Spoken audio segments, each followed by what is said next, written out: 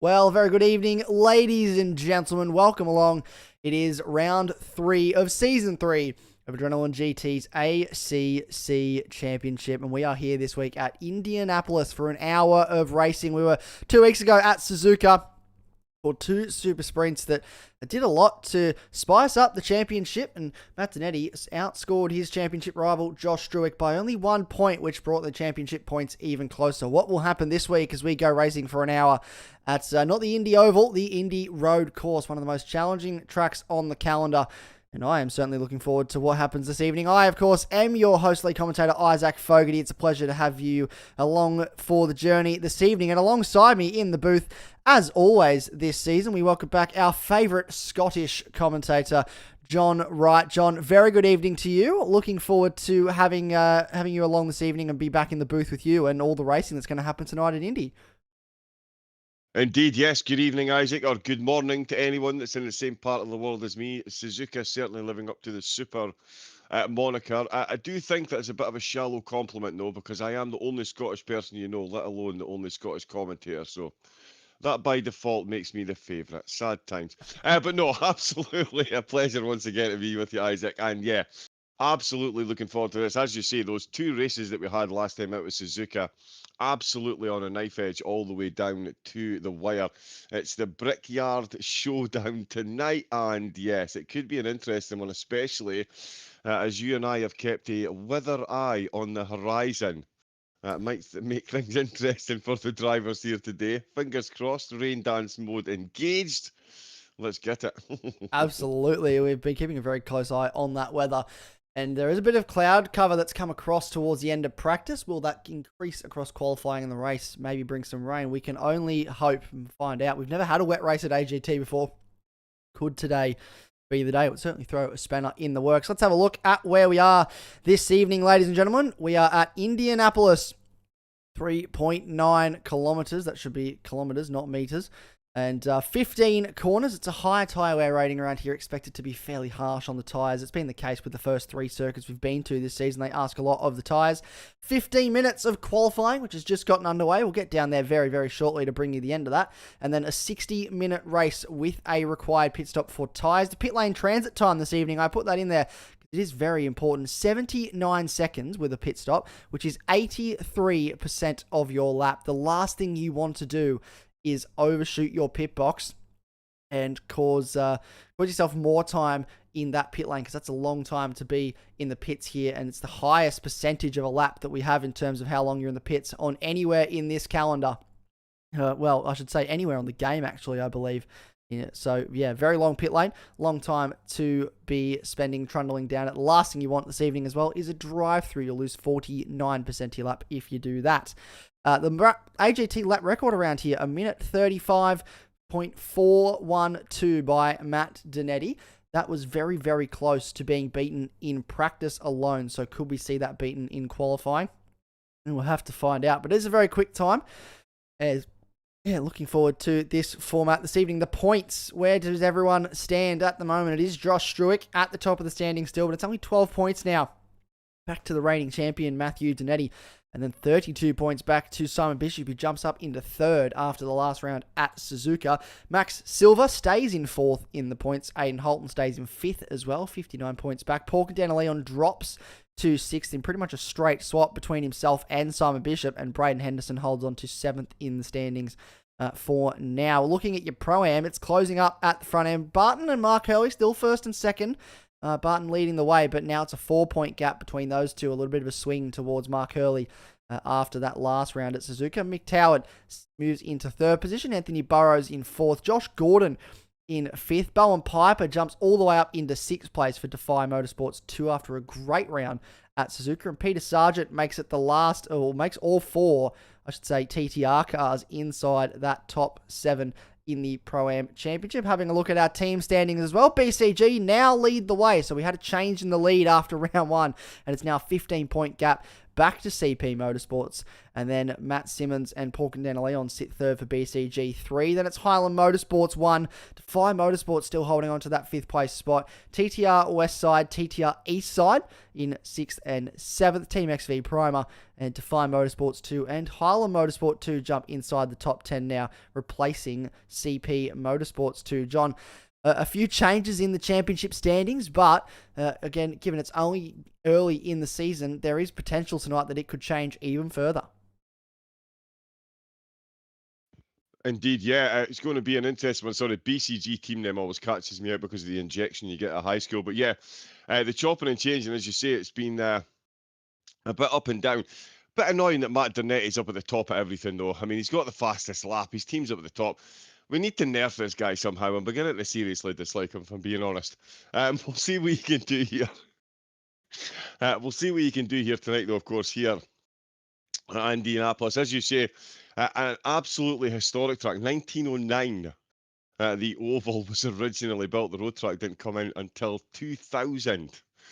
So yeah, quite a bit of history before the beautiful road course that we see at the moment, and it's going to be yeah, an interesting one tonight. But yeah, the teams, it's looking very close between those top two, Isaac, and it's going to be an absolute battle between those team members out there today. As you say, in practice, they were looking very quick indeed, so that lap record might fall, but we'll see how the teams pan out during the race, because of course qualifying, it's vanity, whereas finishing position in the race, that is the sanity the drivers seek.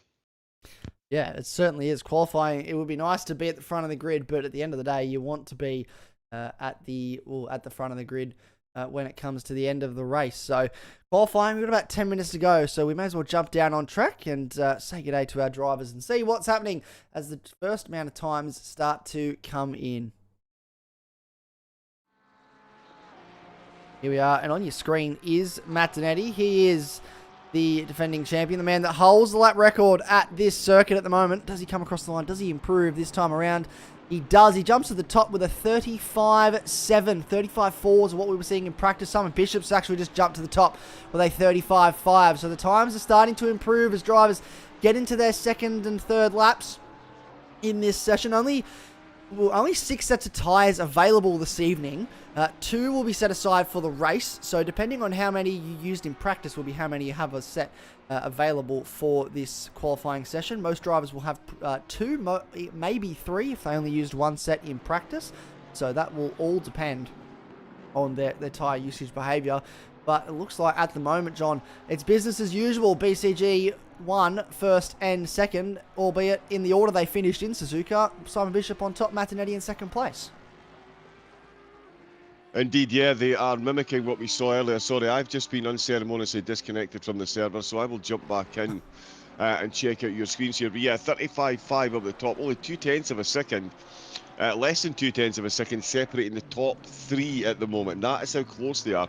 And remember, folks, as Isaac pointed out, this track is 2.6 miles long, 4 kilometres, and they're matching times to within 0.2 of a second. It'll be an interesting one, being a stats geek such as myself, to see who takes the purple sectors around here. That is going to be a very interesting one, and see which manufacturers actually take the... screw it. Wow. And there goes the lap record, ladies and gentlemen. That's been broken in the first half of quali.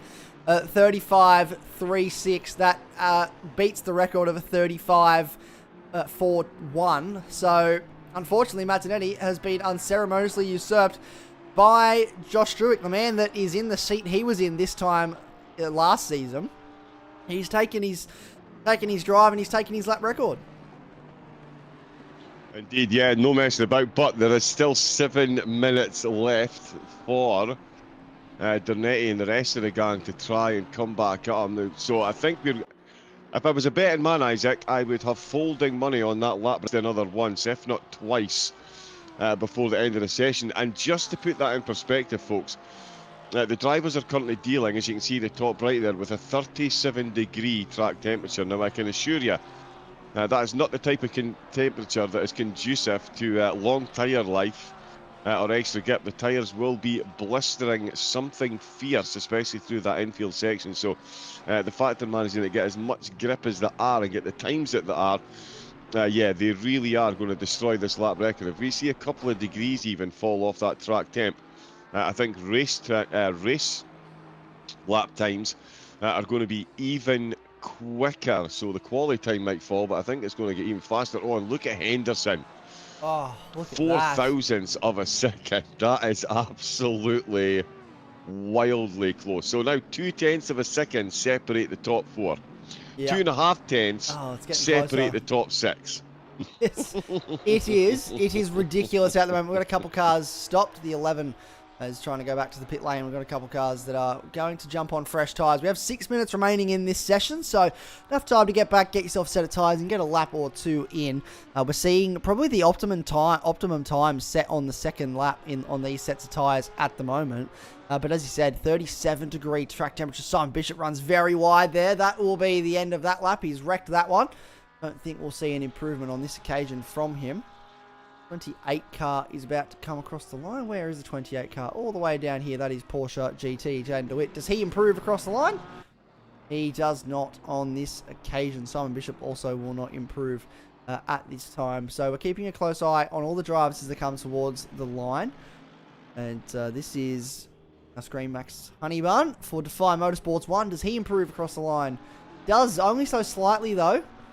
Sayers across the line. Where does he sit? He sits 27th and will stay there for now. Drivers on outlaps at the moment.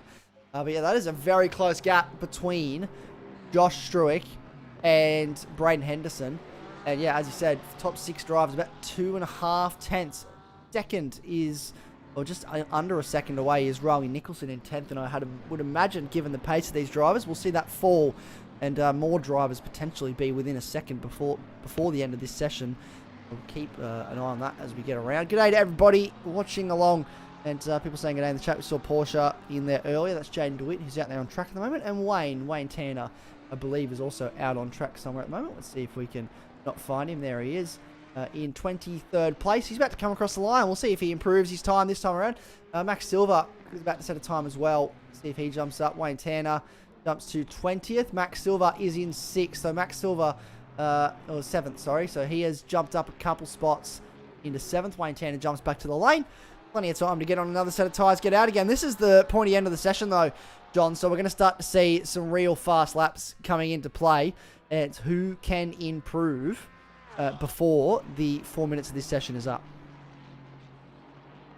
Indeed, yeah, apologies. I do appear to have been completely ejected from the server, and it's now not showing in the list, so I don't think I'm going to get back in. I'll keep an eye on it. Is it coming back? Pinging servers, it's thinking about it. But yeah, we'll keep an eye. I'll just keep an eye on your screen share just now. Yep. Yeah, not sure what's going on there. Sorry, Always so I've fun. completely lost track of the question that you just asked me. But yeah, it's very quick drivers doing very quick things. It's ridiculous once again. Sorry. Love technology. Oh, it's so fun, It's isn't it? completely stuck pinging this. It always works really exactly is. when you want it to work when you want it to. So it's perfect. Yeah, It's great. said no one ever. Yeah, no, yeah. My computer works perfectly fine. Said absolutely no one. But Correct. all good. We do have a screen share, so hopefully you'll be able to at least see what's happening on track. Make sure that Joker bloke isn't sandbagging. Says Ferbs. Look, I have to say he's in 15th. I think he's doing okay at the moment. He's just 1.1 seconds away. He's in the pits, so he probably won't come back out again at this stage, I would imagine, unless he's on his way out now. But I'd imagine that'll be the end of it for Bob Norley. Hopefully we can see you back soon, sir. Bowen Piper, out of nowhere, jumped up into the front row within 0.03 of a second. So he's just eclipsed Braden Henderson, who's just come across the line. Not improved on that occasion. Matt Donetti. Here is Matt Donetti. Where is Josh Struick? Josh Struick's actually about to come across the line to complete a lap. Will this be an improvement for our man on provisional pole? It is not on that occasion. So he stays first, obviously, but does not improve his lead in first. Simon Bishop, where is he? Coming through the first sector. Now, these guys are in a little bit of traffic, though. This is going to cause problems at the end of this session. Matt Donetti, Simon Bishop, and I believe Matt Simmons as well, also finding themselves in traffic. Matt Simmons has now cleared the car that he was next to. That is one of the TTR Audis. But this is going to be very, very interesting. We have 2 minutes to go. If you get to the line within the next 30 seconds, you could get 2 laps in. But anything after about 1:36, you probably won't get a second lap in. So this will be another chance for Matt Simmons. Who else will get a shot at another lap here? Matt Simmons doesn't improve on that occasion. Does Matt Donetti improve across the line? No, he does not. So it's getting to crunch time now, John, and it doesn't seem that things are going the way some of these guys would imagine at the end of this session. Indeed, yeah, that track temperature is going to be absolutely killing the tyres, as I say. The blistering that the drivers will be getting is going to be absolutely incredible. Wad Judges did just get a time set, 7 seconds down. Farmer still not got a time set, so we've got one driver not got a time set, and the drivers up at the front are pretty much all set exactly the same time, 400 separating Henderson, Piper and Struick. It's absolutely ridiculously close, and it's 3 different manufacturers as well, Isaac, which is what I really, really, really love. We've got 4 different manufacturers in the top 5, and we don't see a repetition unless we go to the top 6. And of course, Max Silver. Now, bit of a spoiler alert here. Max Silver actually took the fastest Sector 3 in practice, while only setting the 6th fastest time. That's interesting. So, goes to show you how quick the Nissan is in Sector 3. So he could be a real problem for a lot of the drivers come the end of the first and second lap. If he can hang in there through the opening first 2 sectors, he could really do a number on the drivers ahead of him. Come the end of the first lap, as I say, because that Nissan GT3 is flying in Sector 3. And I think at the moment, he is still the fastest driver in Sector 3, despite being 4/10 off the actual pole position pace with 9 seconds left to go. So Silver could be one to watch. That's Dernetti just coming across the line there. A 10th and a half. It is close at the top. Max Silver, this will be his last lap. Oh, and he's got it loose at the second last corner. And this might not be an improvement now. If he was up, he certainly won't be. And that scrubbed away any improvement he was going to make. He's sitting in 7th at the moment. And he will stay there. And Mazzanetti is getting his last push up. He's got traffic in front of him, though. I think Matt Simmons is done. He's back in the lane. Braden Henderson is back in the lane. So is Bowen Piper and Josh Druick. Simon Bishop is back in the lane. So Matt Zanetti's the only one pushing on with this in that front group. Rowie Nicholson has crossed the line. He's half a second away up into 8th.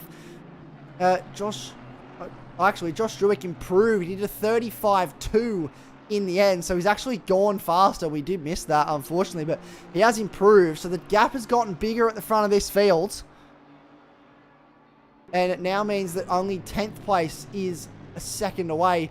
Is there anyone else out there that can still improve? And Aston Martin goes wide at the penultimate corner. That's car 47, Nathan Hutton. He threw his lap away. Will not improve on this occasion. Matt Zanetti. Is it going to be anything for this, for the reigning champion as he crossed the line? Anything he will take to move forward? Can he get to the front row or even on pole?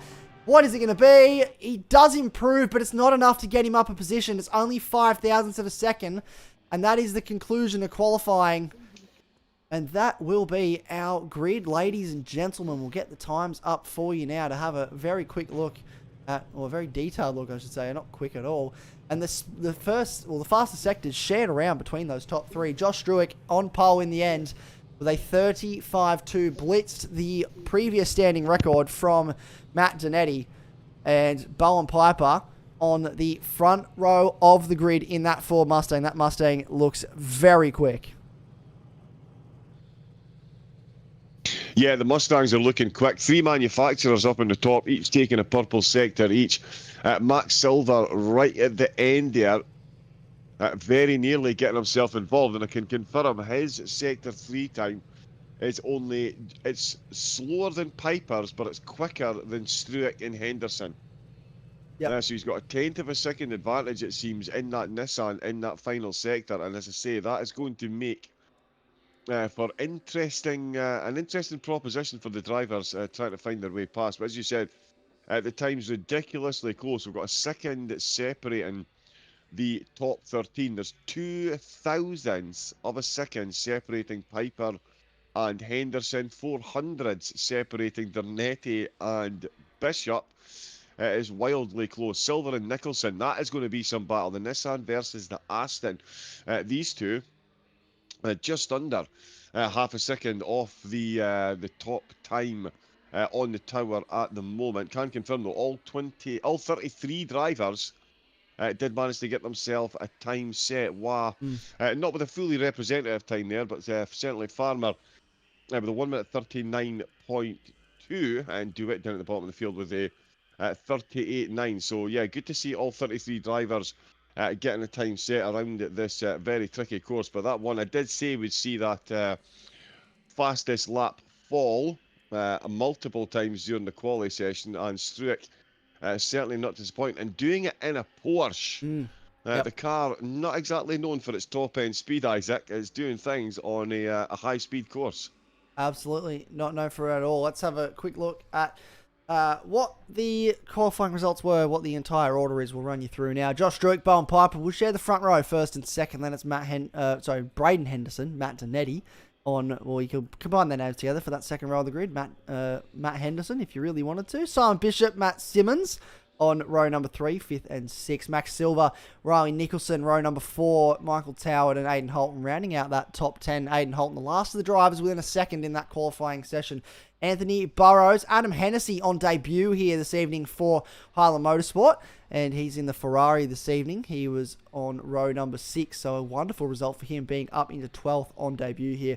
Lachlan Dawes, the other Ford Mustang Defy Motorsports car, the sister car to Bowen Piper, is in 13th. Then Barton Norley, Josh Green, Josh Gordon, 2 Joshes, 16th and 17th. Wood and Nathan Hutton and Mark Hurley on the rounding out the top 20, I should say.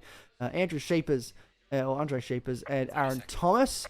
Then Wayne Tanner, Max Honeybun as we get the 30-second call. Ben Sayers in 25th. Felix Preslin 26th. Rowan Green and Xander Stewart 27th, 28th, sharing a row of the grid. Matt Boyd, Andrew Griffin 29th and 30th. Then, as you said, it's Jaden DeWitt and Guy Farmer and Natalie Wah at the back of the field. And then myself and John sitting in the commentary booth this evening as spectators. So we did not set a time in qualifying. But that's okay. I don't think we'd want to embarrass them anyway, would we? Though, folks, I'm going to jump in on Isaac there. I can confirm that car number is not reflective of my age, by the way, before George Cook jumps in the chat and start cracking any jokes. Just want to make that clear. I know, George, before you start, I wasn't around helping dig the foundations of the oval at this course either, before you start on that one either. So there we go. Just want to make that little clarification, Isaac, before we start. Yes. Well, yeah. I think George might be a little busy this evening, but he might pop up somewhere to chime in at some point, I'm sure. But yeah, you'll be listening. We make sure we clarify that, just so that he doesn't have a little. It's also not indicative of my age either. That's just my race number, and I use it so that I can claim that my race number is technically still used because I use it when I jump into the server. So. Someone's saying they love the TrackSpotTV coverage, so that might be George's burner account actually. The Motorsport 32 there.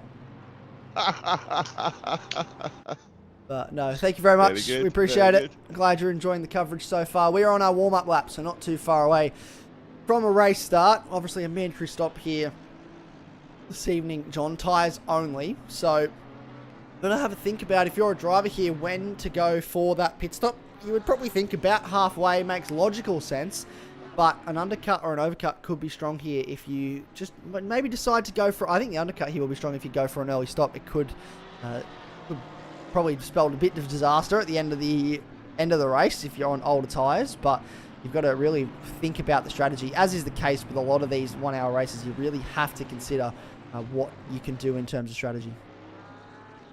Indeed, yeah, it is going to be an interesting proposition for the drivers, as you say.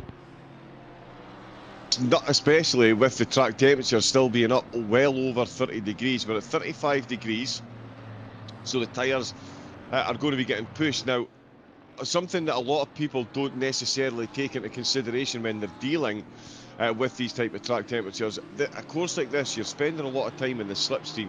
And that sounds great, you're in the slipstream, you're going quicker. Well, being in the slipstream in a GT3 car means you've got less downforce on the car. The air is passing over the top, and the GT3 cars are very much reliant on that extra downforce. And one of the things it helps them with is braking and steering. So the extra pressure on those front tyres could see drivers in the slipstream having to come in early and then look for clear air when they come out to make sure those tyres aren't completely blistered away to absolutely nothing and leaving you with understeer right round the whole course. So yeah, the pit strategy is going to need to be on point. Absolutely on point for everyone throughout the field, Isaac.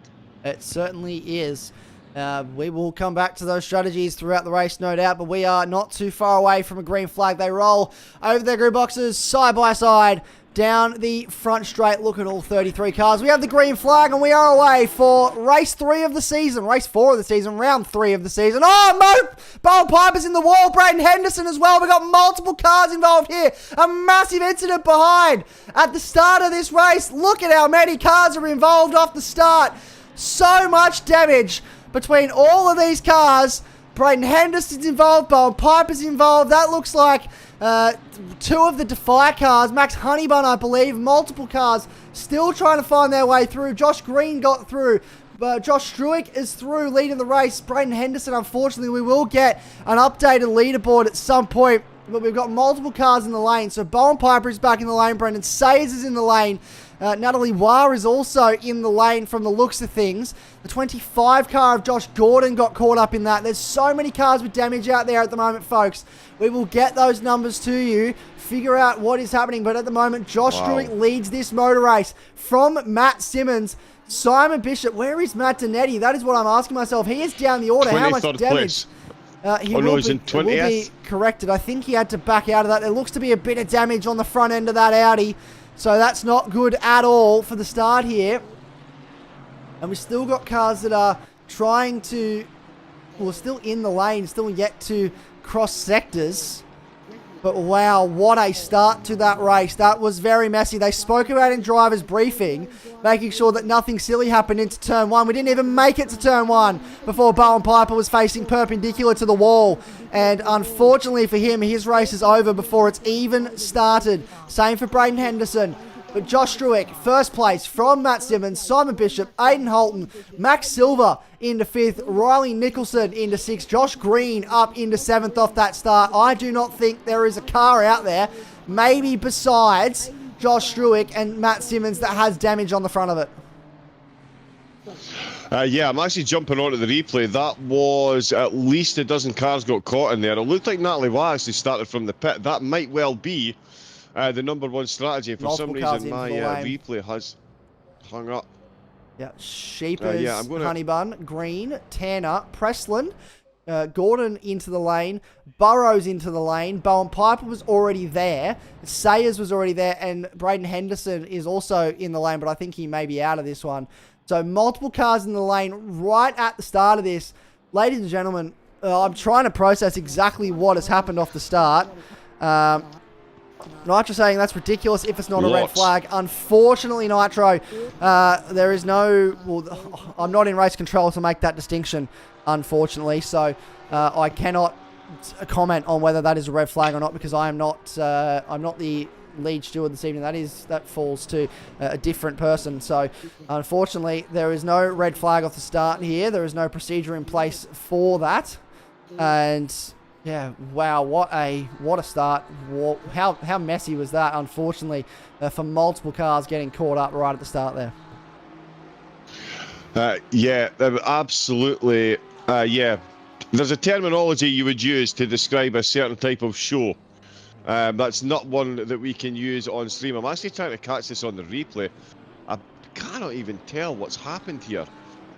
Still looking at the live pictures. I'm going to keep scrubbing my way through this replay and see if I can find out exactly what happened. But that was a monster crash at the start. I think one car stalled it on the start line. I'm trying to confirm who it was, but yeah, one car basically stalled on the start line, and unfortunately the reactions of the driver behind weren't quite at F1 levels from the weekend there. Who was the young lad that avoided that car at high speed?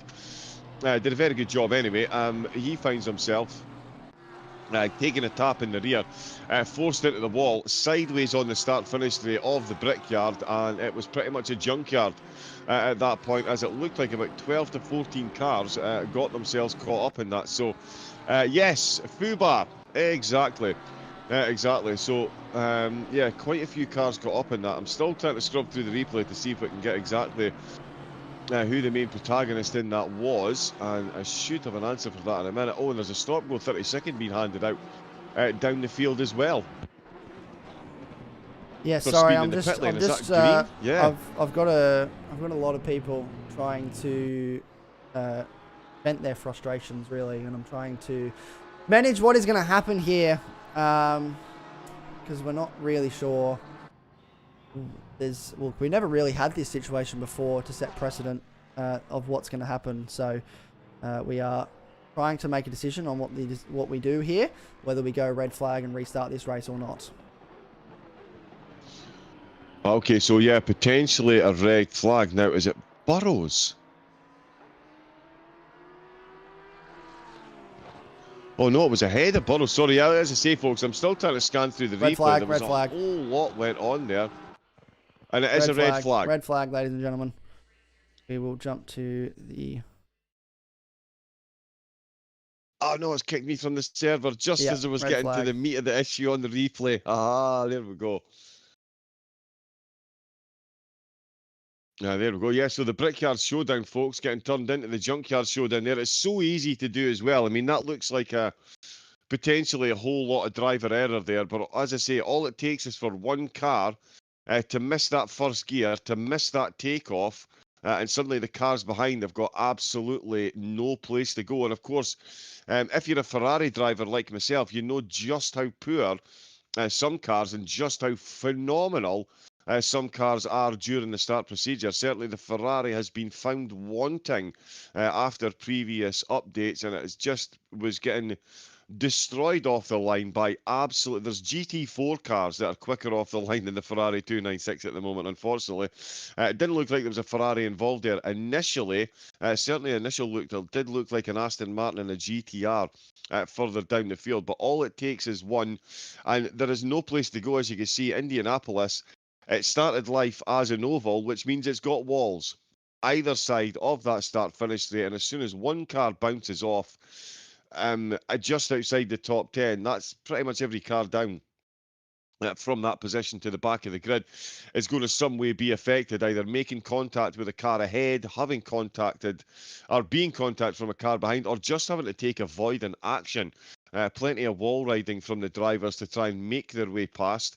But yeah, that was a big incident off the start-finish line. Certainly not unheard of in GT3 racing, and luckily for the drivers, a red flag in sim racing is a slightly more simple procedure than it is in real life. At least we don't have actual fender benders and engines needing to be fixed. Just a few semi-dislocated thumbs from direct drive wheels, and the drivers can get themselves a fresh car and a fresh set of tyres to get themselves off and running again, Isaac. But yeah, a difficult start there for round number 3. But as I say, GT3 racing, it really is a fluid beast when it wants to be. Yeah, it absolutely is. And we're just going to take a quick break, ladies and gentlemen, while we get this issue sorted out. So we'll be back very shortly, and we will be back. We'll be back soon. For those drivers that are watching, it's I just want to make a quick note. Thank you to those that reached out and requested a red flag and did so respectfully. For those that chose to use less than pleasant language, please keep in mind that everyone in race control and everyone in this admin league, for this league, is doing their absolute best, and we will not tolerate abuse towards anybody in these situations. So we thank everyone that reached out and was respectful, and we will be back very soon, hopefully, to get this race back up and running. We'll see you very soon.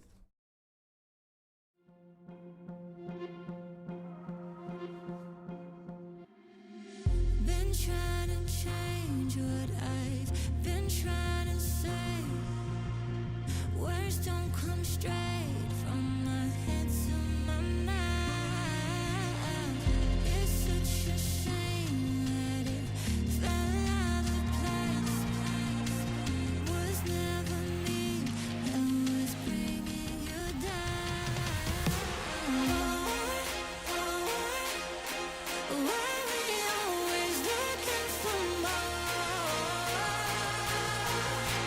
Why we always looking for more?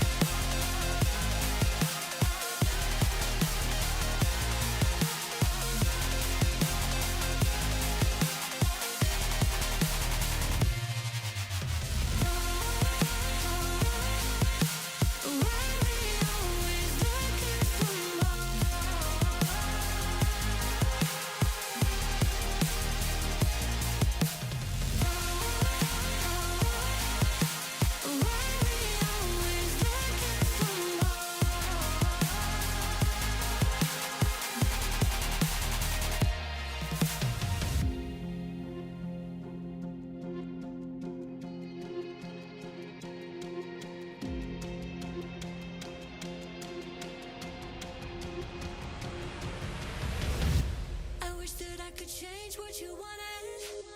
I wish that I could change what you wanted. I wish that I could change what you wanted. I wish that I could change what you wanted. I wish that I could change what you wanted. I wish that I could change what you wanted. I wish that I could change what you wanted. I wish that I could change what you Why we always looking for more? Why we always looking for more?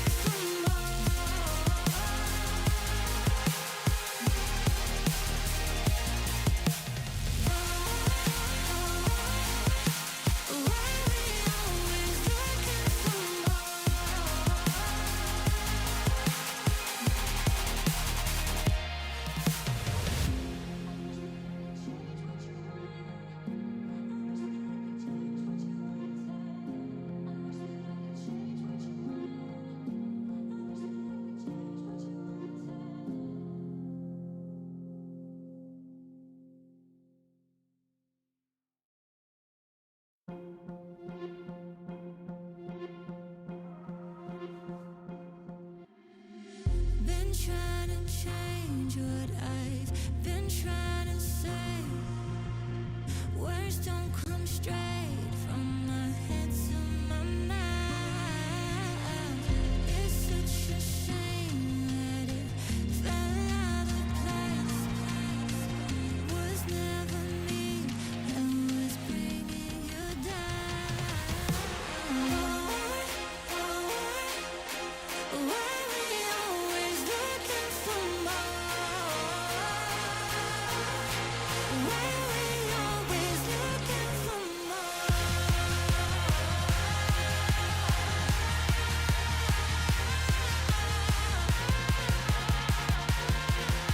Why we always looking for more? Always looking for more. Why we always looking for more?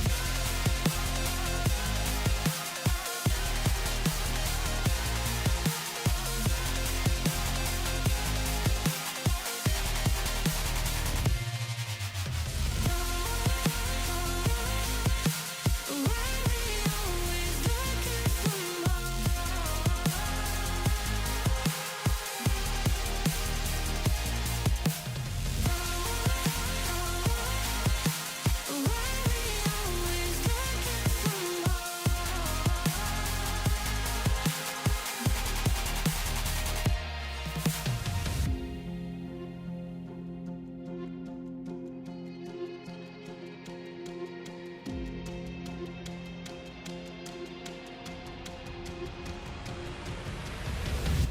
I wish that I could change what you wanted. I wish that I could change what you wanted. I wish that I could change what you wanted.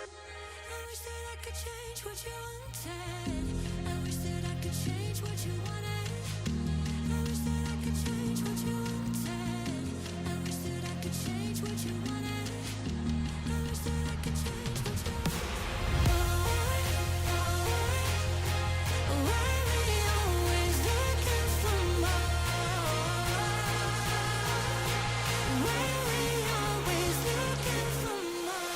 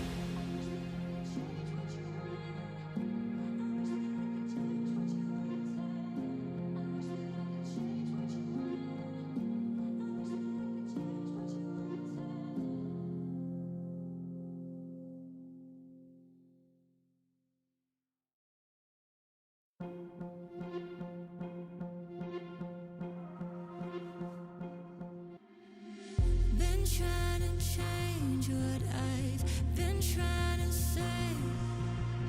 Words don't come straight from my head to my mouth. It's such a shame that it fell out of place. Was never me that was bringing you down. Why we always looking for more? Why we always looking for more?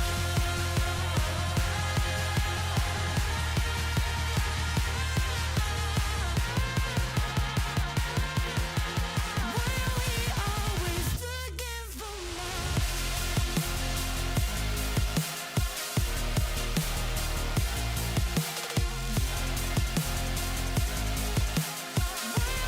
Always looking for more.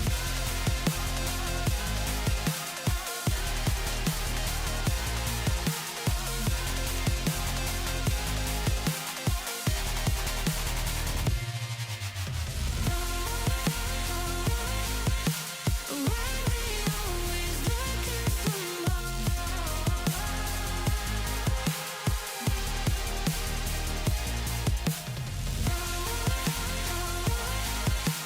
Why we always looking for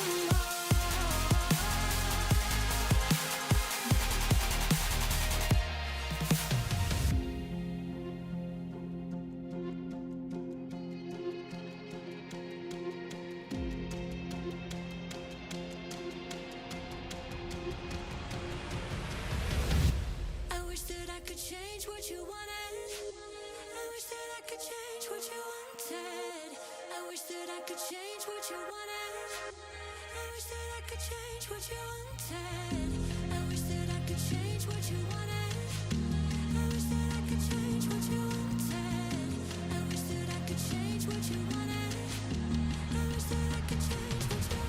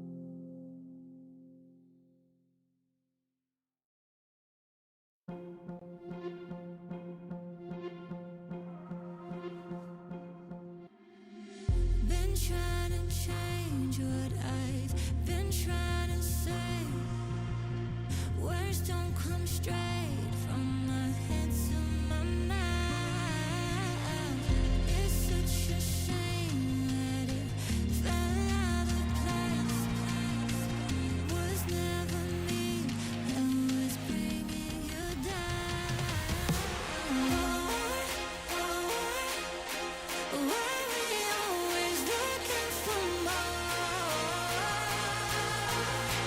Why we always looking for more?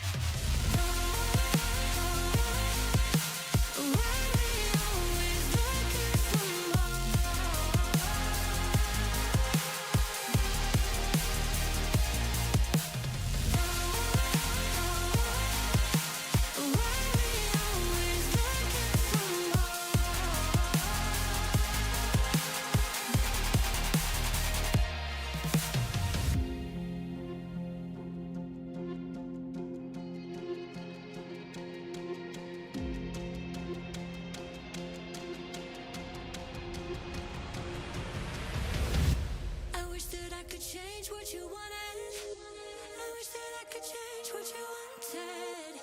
I wish that I could change what you wanted. I wish that I could change what you wanted. I wish that I could change what you wanted. I wish that I could change what you wanted. I wish that I could change what you wanted. I wish that I could change what you wanted. Why we always looking for more? Why we always looking for more?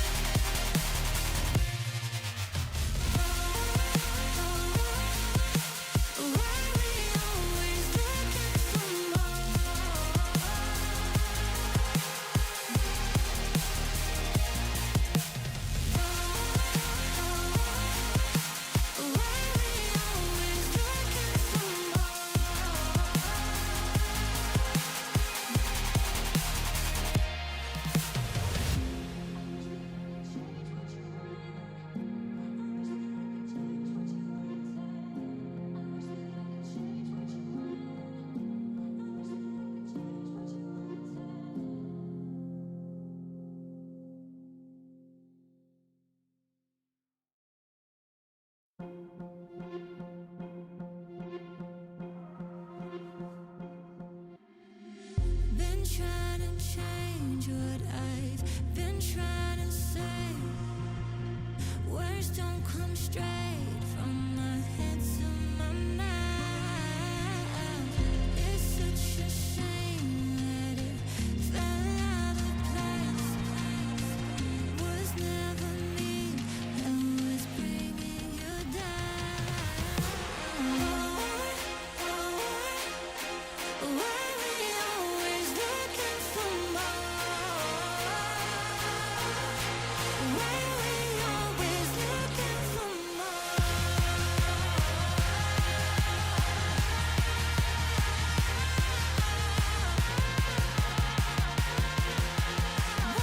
always looking for more? Always looking for more.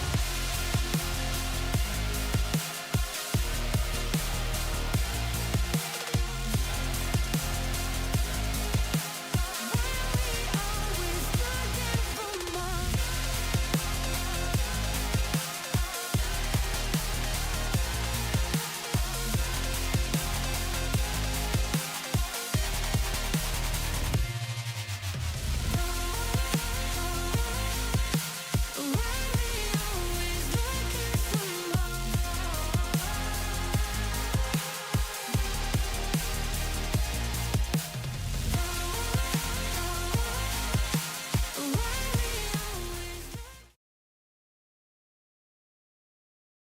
Welcome back, ladies and gentlemen. Sorry for the delay. We were trying to get organized to go racing once again. And yeah, unfortunately, there is not much else that we could do besides start once again. We will reset and try this once more. We're going to go for a slightly shortened race now, 50 minutes only on the clock. Mandatory pit stop still stands. And yeah, John, that was an interesting start to race number one. Indeed, it was. As I said, yeah, GT3 racing, any type of motorsport is very much a fluid situation, and it just takes one minor mistake, one lapse in judgment, one miss of a gear change, which I've done myself. I've certainly caused more, well, I would say more than my fair share of pileups, but I start generally right at the back of the grid, so there's only ever a few cars involved when I make a bit of a mess of it. But yeah, certainly the Brickyard turned into a junkyard inadvertently, and quite a few cars coming a cropper, as we say in this northern hemisphere that I do reside. But yeah, we've got a red flag.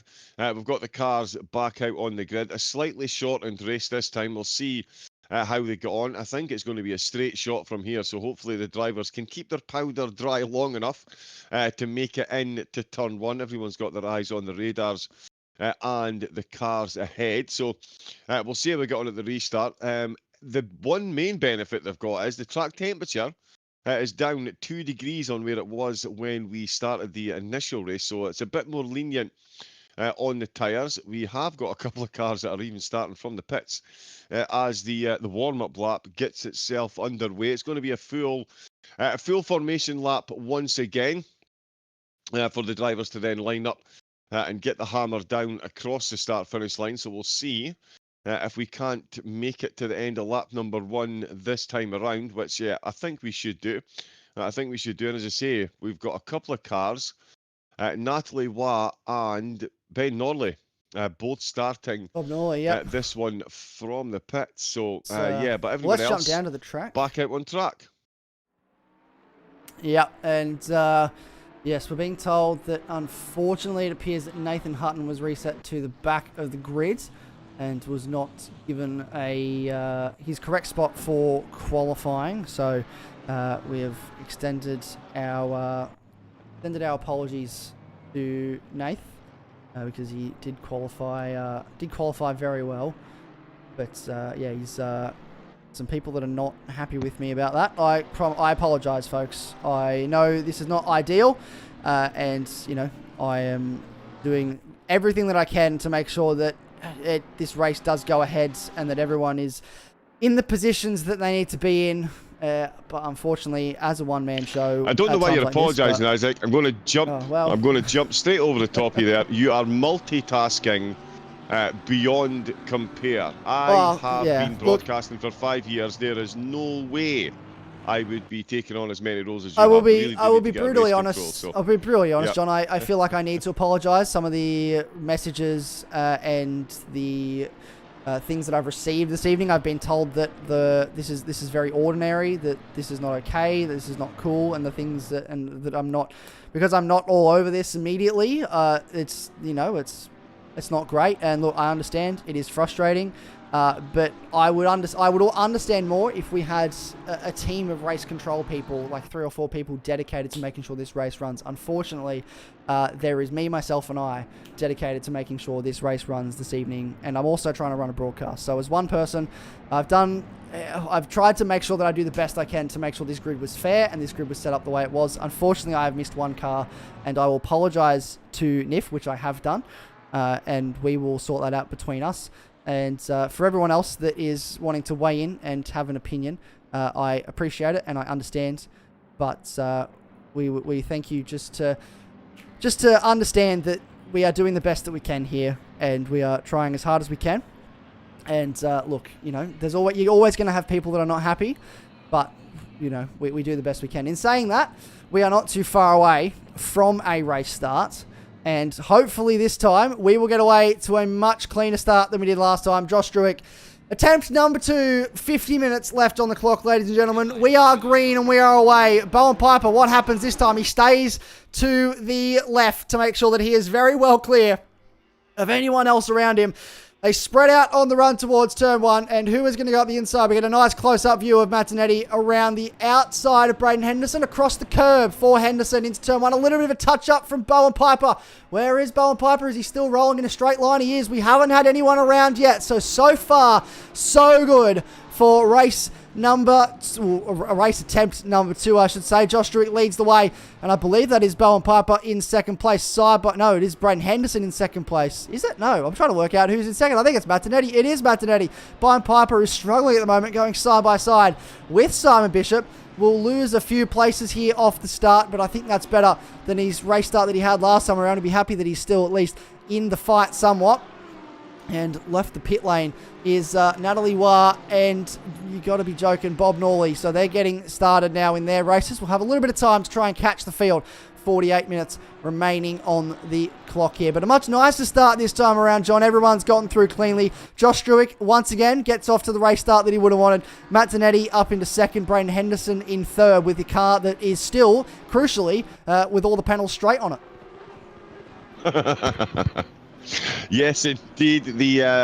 The extra weight reduction that the drivers tried at the start of race 1, can confirm it's not the way to do it. Just shedding panels left, right and centre. It does make the car a bit quicker, but certainly not the way to do it. It's definitely better if the aerodynamics are intact. But yeah, as you say, a much better start. A little bit of door banging through turns 2, 3 and 4.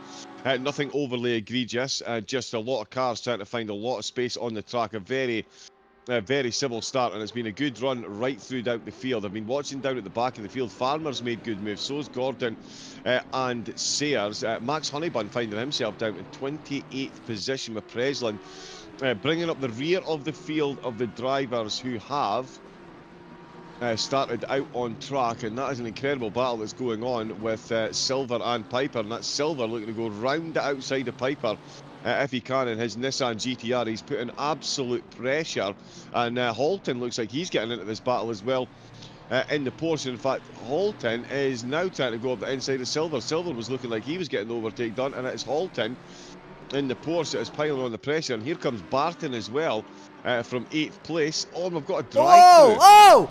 There goes Max Silver, spun around, of contact with Halton, and unfortunately for Max Silver, he'll be very frustrated about that. He was off to a good start earlier on, but unfortunately, he now faces the wrong way. A drive-through, as you said, for Anthony Burrows, who I believe is come through here. So he has already reached track limits. Max Silver will get going once again, but he will not be happy about that contact with Aiden Halton. I think there's going to be a bit of a headache for the stewards tonight, ladies and gentlemen, in what happens afterwards in this race. The question I think that also... No, it's another car spun. That's Ferrari around. I think that's Mark Hurley. It is. That has been spun. Contact with Daniel Wood, I believe. He'll get that car rolling again. And it is chaos. Indianapolis is... look, I'll be honest, John. I think I've worked out what the problem is. It's Friday the 13th. That is what the problem is. It is indeed Friday the 13th, although I can't say too much about Friday the 13th because the day is actually my mum's birthday. Oh, happy my birthday to your dad mother. and my mum's sister were all born on a Friday the 13th. So yes, Mama Raven, happy 73rd birthday, you absolute legend. So yeah, Friday the 13th is not overly unlucky for everyone, but it certainly seems to be for a few of the drivers out on track. Certainly not for Struick. He is off and running. A couple of drivers with some door bangs. We've got a couple of cars around the wrong way, and we've got Burrows in the pits serving his drive-through. Max Silver in the pits as well, with Hurley getting some damage repaired by the look of it. Now that is an early pit stop, so they're going to have to come back into the pit stop, but that is Natalie Watt and Bob Norley both made their way past, so they've made up 3 places already after starting in the pits, as Dernetti is setting the fastest lap of the race, with Henderson, Bishop and Piper doing their best to close in. But there is a phenomenal battle in 7th position at the moment between Halton, Barton, Nicholson and potentially Green in that Ferrari. He's got another couple of cars directly behind him as well, Hennessy and Sheppers. So 2 little groups of 3 there that could very quickly become a group of 6, because Nicholson in that Aston Martin is absolutely on fire at the moment. I have no idea how Barton is managing to fend him off, and I'm not sure he's going to be able to fend him off for much longer. As you can see, the gap between the 2 of them, which is completely non-existent across that start-finish line, Isaac. Yep, it is very close at the front of this field at the moment. Oh, between these guys, in the background, there was a car going for a move. That is Sheepers on Daniel Wood, trying to go defensive, defend the position that he currently has of 11th place. And yeah, the question I think for the stewards in this will be, the biggest question will be, what happens with those with that incident at the start of the first attempt. I would imagine everyone got their spots back, so potentially penalty points for the root cause of that, who that was. I'm not entirely sure. There'll be a lot of footage looking at, I believe, and that'll be in the hands of the stewards of the series. Also a couple other incidents they need to look at as the evening goes on. Hopefully that is it, though. Hopefully, given that it's Friday the 13th, we can just take a breath, settle down a little bit, and get into some just good old-fashioned racing with no more major clashes. I believe Max Silver and Mark Hurley have come into the lane and served their stop. They have, and they're back out into the field in 30th and 31st place, albeit, unfortunately, a lap down. And that's what we spoke about at the top of the broadcast. I feel like ages ago we had that discussion, John, about the fact that the what's the word I'm looking for? I can't even think of it now. I've got nothing. The pit transit time, 79 seconds with a stop. So that's 79% of your lap. No, 83% of your lap. Something like that. It was ridiculously large number in the 80s. If you're, halfway behind the field already after an incident, you're going to go a lap down. And here, unfortunately, for Mark Hurley and Max Silver, they will get that lap back when everybody around them pits. But for now, they have to negotiate and deal with the fact that they are in lap traffic. They don't want to hold anybody around them up. Yeah, indeed. It is an interesting proposition. And just a slight correction, actually. 83% lap time lost here at Indianapolis. There is a track out there where you lose more time than Indianapolis. Oh. Brands Hatch. Oh. With it being such a short course, with it having a chicane on the way in, you actually lose 86% of your lap time at Brands Hatch, which is gargantuan compared to the 73% you lose at Spa. So everyone talks about the Spa pit lane as, that's Hurley just pulling over to let blue flags past. I thought he'd binned the car, but no, he is very politely letting a lot of blue flags pass. But yeah, I mean, but by no means is it a short pit lane here. As you say, over 80% of the lap time lost, and it does put them in a very tricky position. And it is a tricky position because we know that Hurley and Silver are both very quick. They qualified up well inside the top 15, so they are quick drivers, but they are going to have to respect those blue flags. Can't unlap themselves, of course. There's nothing in the rules to say they can't unlap themselves. They have to do it ultra carefully. You cannot be impinging on a car ahead if you are the blue flag and you are the lap down, and you certainly can't impinge on a battle that is going on ahead of you. So if Silver or Hurley do manage to catch up to any of the battles ahead, they're going to have to be ultra careful making their way past the drivers that they catch up to. So many battles going on through the field as well. I've no idea where to look, but yeah, it certainly puts them in what you would call no man's land. Easy to see. I've been watching World War I films recently, but yeah, it certainly does put them in no man's land, and it makes it an interesting run towards the end, because at some point in time, because of the difference, you'd think the race leaders are going to catch up with them, and that again is an interesting proposition for them to deal with. Yes, so it's going to be a tricky race from then on, Isaac. Yeah, it's certainly going to be an interesting prospect. Absolutely. What happens to those guys, we'll have to wait and find out.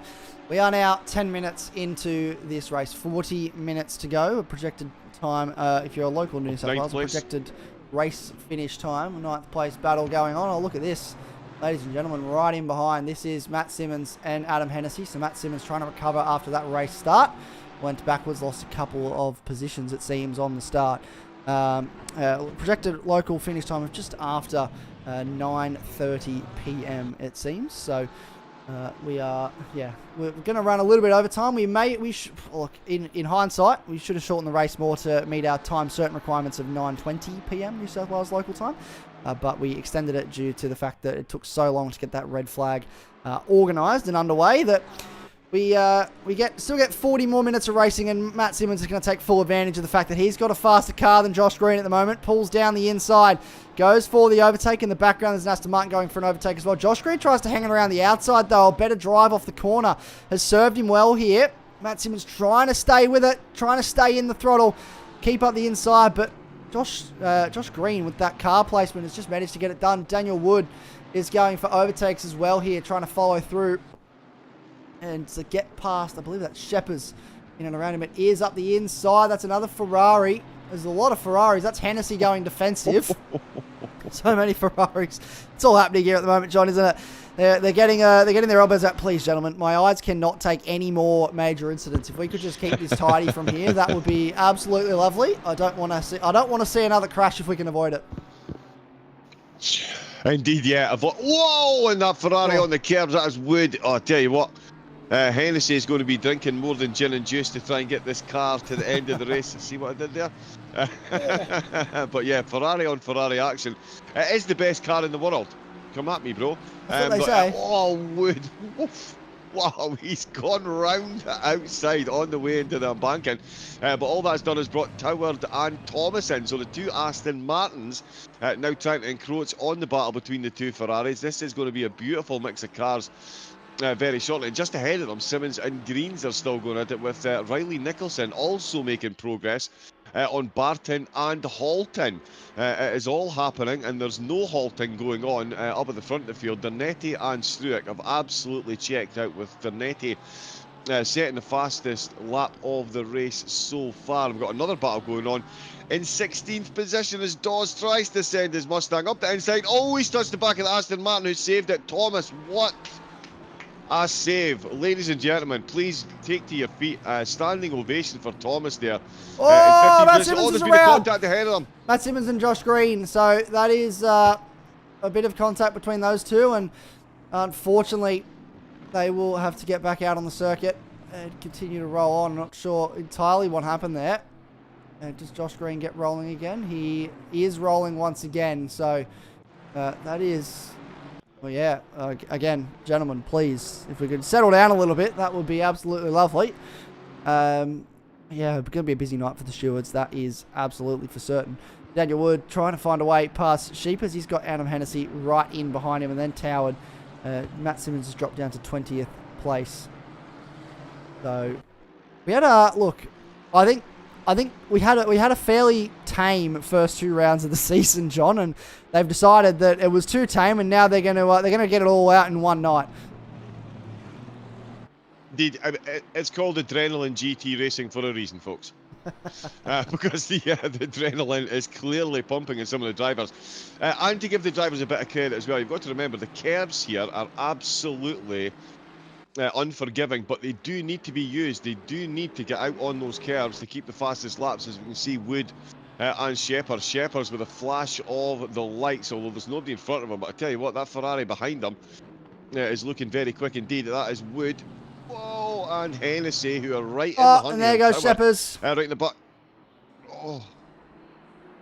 Is that Shepherd? Oh, he spun his car. He spun his car, he has. Was there a contact? I think there was a little bit of contact between them. So I am never running around on Friday the 13th ever again, ladies and gentlemen. This is the last time we run on a Friday the 13th, because it always ends in tears for somebody, and the person that has to deal with it is me.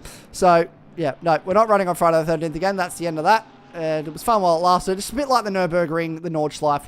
We tried the Nordschleife once. It didn't work. We're not doing it again. And we've tried running on Friday the 13th. Clearly doesn't work. We won't be doing it again. Thank you very much indeed. Matt Simmons just got a spot on Guy Farmer. Max Honeybun has followed him through. So Matt Simmons back up into the top 20 now, trying to continue to move forward.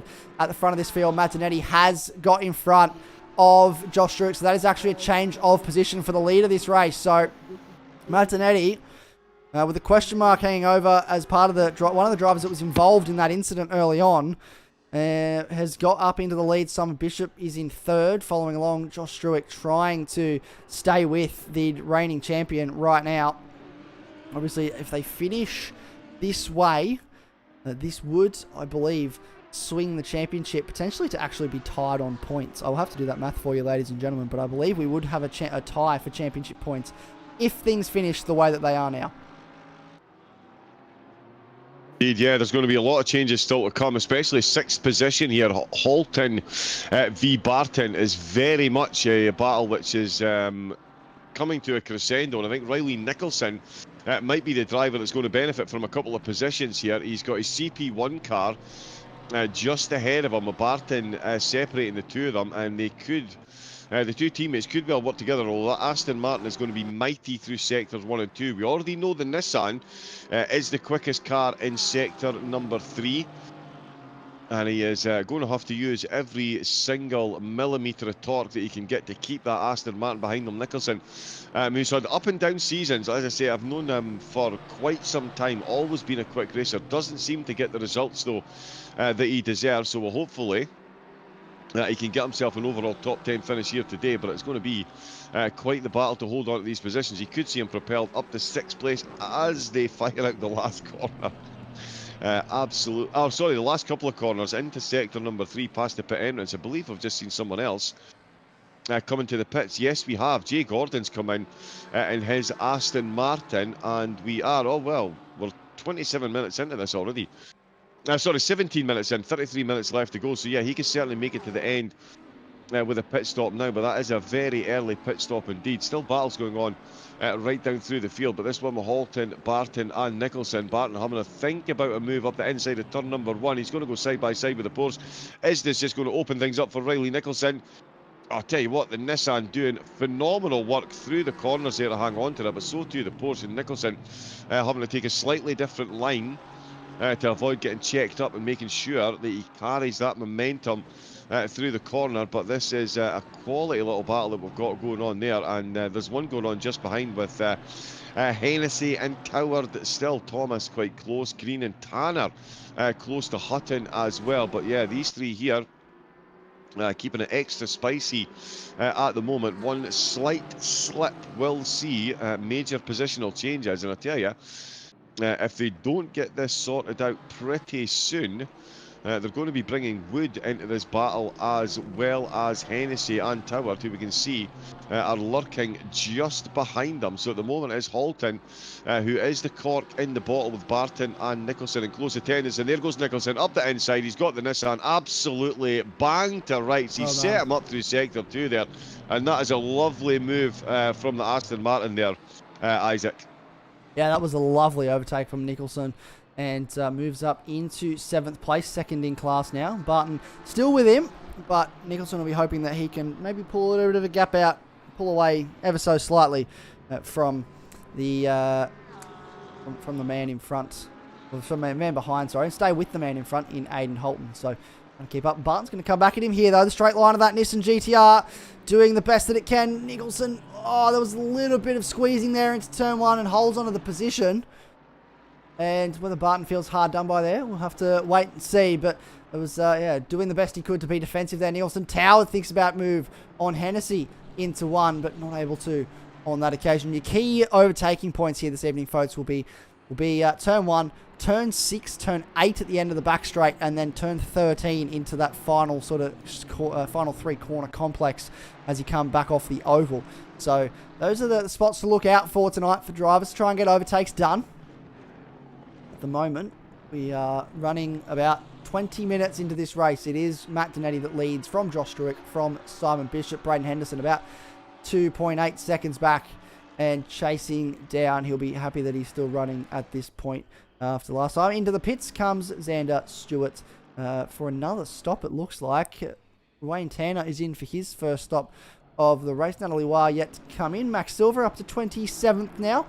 He's got... that is one of the TTR cars sitting in front of him, but they are a lap. He is a lap down, keep in mind. So I think he's sort of just trying to stick with this group at the moment to ensure that he has a little bit of clean air, but hopefully can move forward later on. Where is Josh Green? Josh Green is in 14th. Matt Simmons is in 17th at the moment. So they had an earlier incident as well, so continuing to try and move forward. And Matt Simmons is putting pressure on Andre Sheepers, who also had an incident earlier. Opens the door, leaves him a bit of room, but Sheepers are going to dive into the pit lane. So Sheepers has made the decision. It is time for a pit stop. He will transit the lane. His one and only mandatory stop of the evening. Aaron Thomas has also decided it is time for a pit stop. Braden Henderson still out on the circuit. Bowen Piper actually leading the Pro-Am class at the moment in 5th place. So despite going backwards at the start of this race, he still leads the Pro-Am class. Indeed, yeah, and it's a good lead that he's got at the moment. He's got 8 seconds back, as you say, to Halton, who's got 1 second separating him from Nicholson and Barton. Nicholson, after getting that overtake done on Barton, he is now catching up hand over fist on his post-driving teammate there, looking to take 6th position. That is going to be not bad for the armed driver to get another pro car behind him. Hennessy, Toward and Dawes having themselves a 3-way fight for the final position in the top 10. That is quite an interesting one. And we've also got Thomas and Sheppers in the pits. Tanner is out of the pits. He's come back out in 26th position, ahead, importantly for him, of Max Silver. Hurley's back out in 28th with Sayers in 29th. Natalie Wan not long getting an overtake done herself. That's Xander Stewart has been put to the sword. Natalie making up a position after starting from the pits, so a decent start there. And we've got one of the runners and riders from the top 10 coming into the pits as well. That's Barton. It is. He's done with his battle. He's come into the pits and he's left the 2 CP cars to battle away for 6th position. So we'll see where he comes out. But certainly that is us fast approaching the halfway mark of the race. And cars coming in as Toward comes into the pits as well. So does Hutton in the Aston Martin. So that's 3 cars in the lane at the moment. So we're going to see the timing tower run absolutely wild at the moment as it tries to figure out where everybody is. Hennessy on Wood still on the go. Halton and Nicholson still an interesting battle there, but more interestingly I would say Matt Dernetti now 1.5 seconds ahead of Struick, so he's got that overtake done, and he's got his teammate Bishop looking to back him up. He's only 1.2 seconds down, so the top 3 need to be absolutely on point for the next few laps, at least until they get into the pits, until we settle this one down and see who is going, because the race win at the moment is still absolutely up for grabs. The 2 Audis though are looking very good indeed. Struick doing wonders in that Porsche, and they've all stayed out for another lap as more cars are exiting the pits. Gordon on Thomas is very close as well, but oh, and there's Bishop coming into the pits. Oh, there we go. So the first of the top 5. Yeah, Bishop comes in.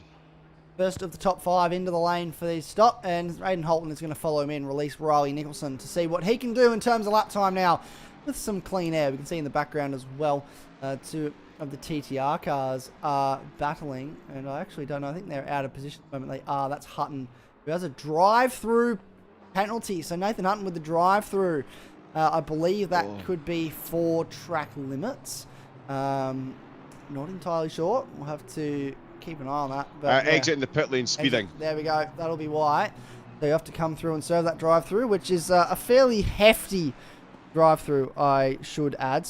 Not ideal at all for anyone, really, to serve. I'm actually going to get the times up for you now, ladies and gentlemen. If he serves that drive-through, that is 44 seconds, or 46% of his lap that he will spend driving through the pit lane.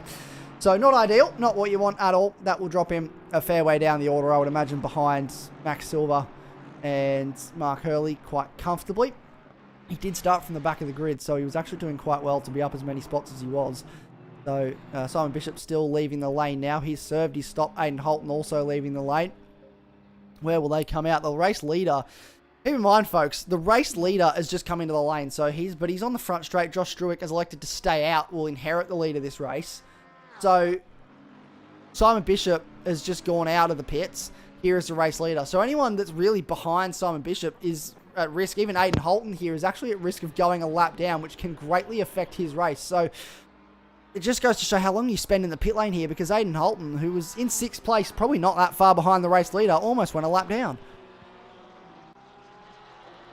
Indeed, yeah, the pit lane is a completely brutal one. Sorry, I'm just looking. We've got a lot of cars that are now coming into the pits on the halfway mark. Dernetti, Henderson, Piper, Nicholson, and Wood all coming into the pits. I think Dawes has just come in as well. Yes, he has. Here comes Green. Honeybun has stayed in the pit lane as well.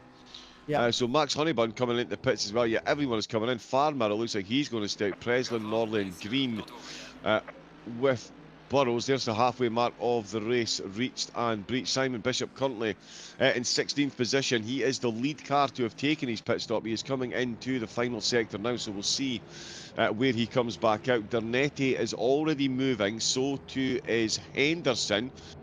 And Farmer, he's going to get just ahead of them as Preslin comes through as well. Piper is moving. Who else has come in? Green's come in. Burrows has come in. Struick's staying out again. Importantly, here comes... Oh, Struick's staying out again. Yep. So Struick is elected to stay out once more and not come in. So there's only going to be a handful of cars that are left on this circuit yet to pit once everyone here serves their stop. So that'll be Struick, Hennessy, Guy Farmer, and Felix Preslin. That's it. That's Bob Norley. Bob Norley will be the other driver. Oh, Bob Norley, sorry, Nate, yes. Yes, so he'll be the only other driver yet to serve a stop in this race once they actually do come back out. I'm just looking where Max Silver might end up in all of this after all of that. And he's coming around the final corner now. You'd think he'll gain at least a spot or two here on some drivers. Down the front straight now. There's a couple cars coming towards the pit entry as we speak. Hennessy. Honeyburn is one of those. There is. And, yep, stop and go 30 seconds for Josh Green for speeding on entry to the pit lane. And side by side on exit, here comes Max Silver to get himself in a part of this. He makes contact with his Defy teammate, Lachlan Dawes. And there's a 30-second stop go for Max Honeybun as well. So cars speeding on entry to the pit lane, getting that all wrong. Max Silver, will he jump up all those spots on correction? We'll wait to find out. But Josh Green will not be happy at all that he has that drive-through. Hennessy's in the lane. Breslin chooses to stay out. Josh Green, will he come in this time around? Let's find out as Farmer and Norley also elect. So only 2 cars left to stop in this race, and that is Josh Struick and Felix Breslin. What will happen when they come towards the line? Matt Donetti's just gone across the start-finish line now, coming towards turn 1. And electing to stay out again is Josh Struick. He's actually closing up to his teammate now in Aiden Holton. He's going to have to pass him now. I think Holton should let him by under blue flag rules and not hold him up.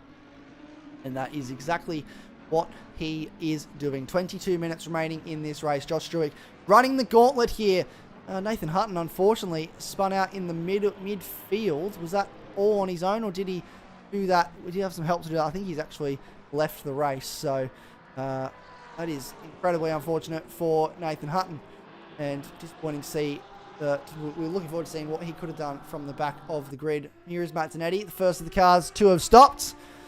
And I'm just trying to look where Max Silver might have corrected himself. He corrected himself into 22nd place in the end, behind Lachlan Dawes. So he'll gain a couple more spots here as drivers continue to leave the pit lane. Bob Norley is one of those that is still yet to roll out of the pit lane. So we should jump up inside the top 20. But I'm sure he'll be very frustrated and hoping that he can get up a couple more that's clumsy. spots. Oh, that is a bit clumsy indeed. Good evening, Anthony. Pleasure to have you in the chat. Welcome along. You've missed a very chaotic evening of racing indeed. It's all been happening tonight at Indianapolis, as it always does on Friday the 13th. Felix Breslin into the lane. What will Josh Struick do this time around? We've been watching this very anxiously to see whether he's actually going to dive in or not, and maybe he will this time around.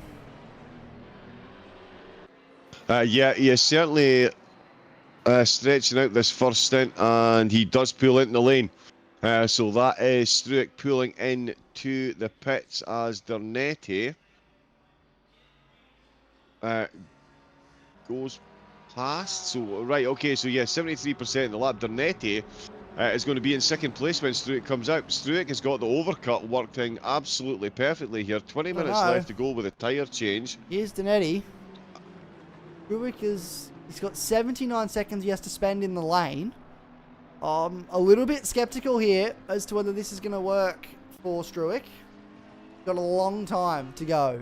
Keep in mind, this pit lane is very, very long. He is only just at the start of it. It runs all the way down to where car 8 is in Matt Simmons at the moment. And one before you actually get released. We can follow along actually with Max Honeybun, who's coming out of the pit lane following a 30-second stop go, and it's just there that you get released. So he's got a long time to roll around at 50 k's an hour. Matt Zanetti coming through the final few sectors now. Josh Struick has got rolling, so he is going. Where is Matt Zanetti? Can he get around in time to get ahead of Josh Struick, or will Josh Struick come out in front in the lead of this motor race? We are about to find out. Josh Struick continues to roll. Where is that line? We've still got a little while before we get there. Matt Zanetti through the final corner, into the final corner now. This is going to be a very close one indeed. Around the final corner for Matt Zanetti. He is at speed. He has got all the pace in that car. Where is the release line for Josh Struick? Not quite yet. There goes Matt Zanetti. He should go by. He should get him. And he does. Will Simon Bishop get him? He will as well. So it's going to be a 1-2 for BCG. It does appear. And it is. So car 1 and 2 are first and second. There'll be much fresher tyres on Struick's car, but the undercut has worked as predicted at the top of the broadcast. And for Josh Struick, he now has work to do if he wants to get back up into second place and indeed the lead of this race. Yeah, indeed he does. Yeah, I got that massively wrong. It was very close. I thought he was going to sneak out in front, but nope. The two BCG cars have made their way past, although it's saying on the timing tower that Bishop and Struick have just swapped positions there. That is not accurate. Struick is still in third place. Matt Dernetti now has himself a nice little buffer between Struick. So BCG taking the top two spots, CP in third. Henderson in fourth, and then it is Piper in fifth as Green comes in to serve his stop-go 30-second penalty. Quite a few drivers falling foul of the pit lane limits and getting themselves another free trip through the pits. There's more blue flags that the top two are going past. Very politely done by the McLaren there, and this is going to be an almighty tussle to the end. As we mentioned, the undercut does seem to have worked, but Struick has now got much fresher tyres to get to the end of the race. The temperature down to 34 degrees, so we've only seen a degree shaved off in the opening 30 minutes of the race, so not a huge change in the tyres, in what the tyres will be doing out on track, so that does make it a bit easier for the drivers to calculate. But certainly the Porsche at the moment struggling to chase down the Audi, although Riley Nicholson in his Aston Martin, he's reignited his battle with Barton in 7th place, and Barton trying to weave over the track at the minute to try and break the slipstream into turn number 1. Nicholson not quite close enough, but I think this is an overtake that's a case of when rather than if, given the pace that Nicholson is showing through most of the track over Barton. So Barton's going to have some serious defensive nous if he is going to hold on to that position, much like Bishop, who has got a much fresher tyre. Oh, and Struick just looks like he ran a bit deep there.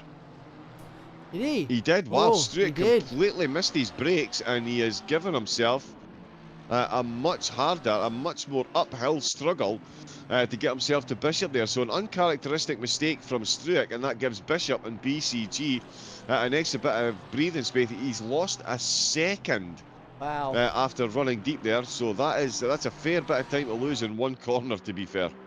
That is a lot of time to lose in a single corner. And we're looking at Matt Simmons on our screen at the moment. He's only one spot off being back inside the top 10 after that earlier clash with Josh Green. So he is almost there. Josh Green still with the 30-second stop go, which he's yet to serve. And I now believe he has left the server. So he's retired from the race, unfortunately. Pointing for Josh Green tonight. He would have been hoping for a much better result. And Matt Simmons trying to size up this overtake on Hennessy. He's looking everywhere he possibly can to try and get it done, but he hasn't been close enough. A nice run out of these final two corners, though, could set him up into turn 1 to get the overtake done. Indeed, yeah, that is going to be the prime position. He's going to look to get this one done, and he is absolutely closing in Hennessy under all kinds of pressure. He's going to need to... Oh, and that is completely frozen for me. Not ideal timing. There we go. We've got her back live again. And yep, he does send it up the inside. Doesn't look like Hennessy putting up too much of a fight, although he does hold a very good line. My apologies to Hennessy. He absolutely was putting up a fight. He's not lost any momentum, but he has finally lost that position as Matt Simmons gets himself back into the top 10. So that's the 3 BCG cars back in the top 10. First, second and 10th place. They're running at the moment, and Simmons has got a bit of time to make up the tower, but certainly not out with the realms of possibility with 15 minutes left to go. And up at the front, that 1.3 second gap between Struick and Bishop is now being mirrored. It's equilibrious gaps between the top 3 with a 1.3 second difference. Matt Dernetti still holding the lead of the race as well as the fastest lap, and very much holding the attention of Bishop and Struick. Struick has just found half a second, so it shows what pace he's got, Isaac. I mean, he lost a second in one corner, but he is finding that time back very quickly indeed. And he's now back to under a second behind as we're watching Simmons and Towers. There's also this battle still going on between Barton and Nicholson. I can see them across the start-finish line. Barton trying to break the slipstream of Nicholson behind them. Nicholson just too close though. But into turn number 1, Barton does manage to hang on to that. Oh, as Nicholson has himself a bit of a bounce over the curbs, keeps it to within 0.2 of a second. And yeah, this battle is not going away anytime soon, much like the chase up at the top of the field. The two Audis trying to run away with it again. Struick in the post doing his absolute best to hang in there, just like Nicholson on Barton here. This is a fascinating battle between two cars that have got some serious top-end speed, and it does seem that they are negating one another's top-end speed with the battle that they've got. Oh, and the track temperature down another degree. Yeah, it is So dropping out there. No rain, unfortunately, though, Isaac. We did hope that we would see a bit of precipitation out on track with that cloud cover, but it has, thankfully, certainly as far as the drivers are concerned, it has remained dry. So one less wrinkle for them to worry about. I mean, as if the pit lane's not bad enough, the rain would have made it an interesting. Looks like we're going to avoid the rain and get ourselves a nice dry race all the way through. Yes, which is absolutely wonderful that it'll stay dry. Well, not wonderful, but sure they'll all be thankful. And I think with some of the incidents we've seen this evening, a dry race might not be too much of a bad thing. Josh Struick right behind Simon Bishop once again now, so he's closing in on the second place Audi, doing what he can to try and get back that second spot that he lost in that round of pit stops. Rory Nicholson is finding it very hard to get past James Barton at the moment. Unfortunately, that Nissan is very quick in a straight line, and it is hard for Nicholson to try and find a way past. He's searching all he can. He's stronger in the middle sector, given the rotating power of this Aston Martin, but just not able to find the speed down the straights. So through the corners, he's doing quite well. You can see here the speed difference that he has through the first sector alone in the corners, and he's all over the back of the Nissan GTR. Just further up the road is... I think that's car 79 of Matt Boyd that'll have to get out of the way. But here, you'll see on the straight, the Nissan GTR just has the number of the Aston Martin, and there's nothing that Nicholson can do in response to try and get a move done. He's got no straight line speed in comparison. That Nissan GTR is quick. Yes, it is indeed, and that is what is helping him stay in front. Nicholson putting on a solid display at the moment, but can't quite get that overtake done. He's putting on as solid a display as Struick at the moment. He's got to within half a second once again. I'll just confirm that as they come across the line. 7:10, so it's gone slightly the way of Bishop on that lap as Nicholson and Barton do catch up to the car ahead, which stays out of the way very nicely indeed. Let's those both go through. Simmons back in the top 10, being chased down by Hennessy as well. Oh, and that's a bit of a bounce on the curve from Barton. Nicholson surely going to be in a position to try this into turn number one. I think Barton knows that. That's why he's moved over to the right-hand side early, so he's still got a defensive move come the end of the start-finish straight. Nicholson puts the car around the outside. He's going to give him the inside through here. He was just a bit... He wasn't close enough to get around the outside, and he was slightly too close to try and set up a cutback on exit, but you can see he is all over the rear spoiler. He's going to have himself a Nissan badge on the front of that Aston Martin before the end of the race, that's for sure. He's going to have that burned into his retinas. He has been so close. Oh, and it's another run on the curves for Barton. They're just keeping it extra spicy between the two of them. And I'm also keeping an eye on Struick and Bishop, because they're within 0.3 of a second as well. So we've got two battles going on at the moment, and I'm going to keep an eye on both of them, but certainly at the minute it does look like Barton there, Isaac, he is putting on quite the defensive display there. The Aston Martin and Nicholson, he's certainly got the track knowledge and track position. He's running some very good lines there to keep the pressure on Barton, and the way the two of them are hitting the curves, this could come down to the just a merest of mistakes. Could see these positions swap, or a moment of genius from Nicholson, because again, coming into the final couple of corners, he is right on the back of that Nissan. Absolutely no quarter given nor asked from either of these drivers here. No, absolutely not. They are battling very well at the moment, and yeah, it's it's very interesting. I've been keeping an eye on a couple other battles up and down this field as well. Josh Struick is trying to close in on Simon Bishop. He's just not able to get past at the moment. That Audi doing everything it can to stay in front and fight as best it can to keep second place, to keep the 1-2 for BCG. And look,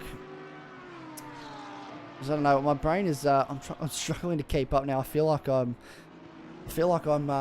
still reeling from what we've seen this evening. Some of the incidents and just, you know, it's going to be a long night, that is for sure. But the good thing about this is we're only in round 3. We still have 6 rounds to go. Oh, and I've been disconnected from the server, ladies and gentlemen. We will quickly jump to chatting screen.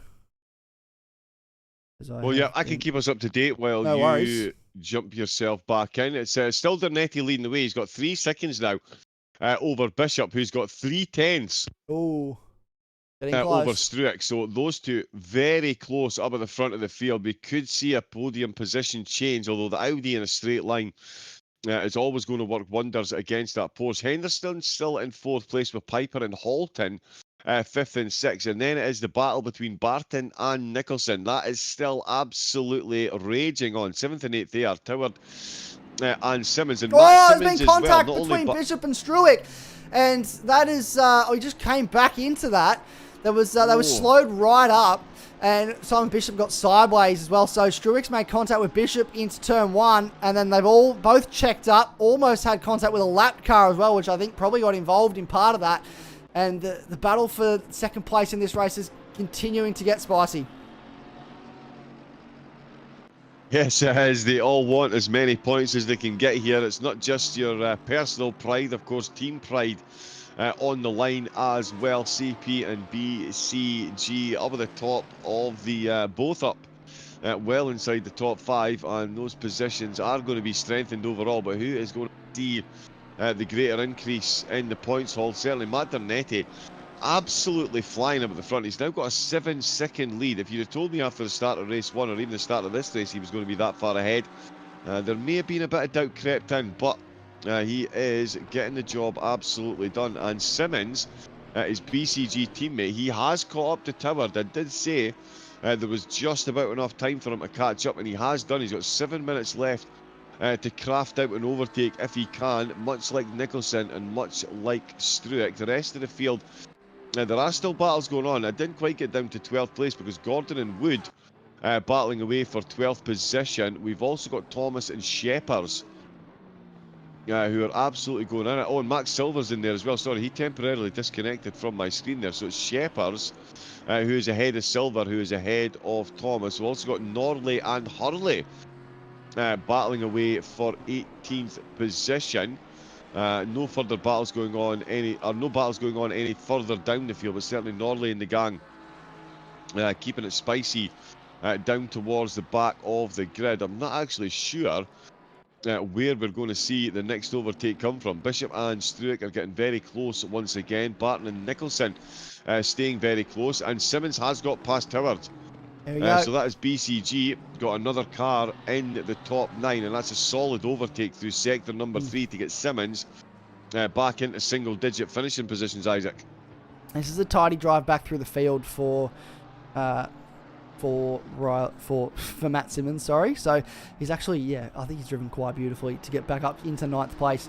Can he catch this group in front? I think if they continue to battle the way they are, it's definitely a possibility. It's only 5 minutes left to go in this race, so not a lot of time left for Josh Struick to make something happen on Simon Bishop. Another lap car getting out of the way.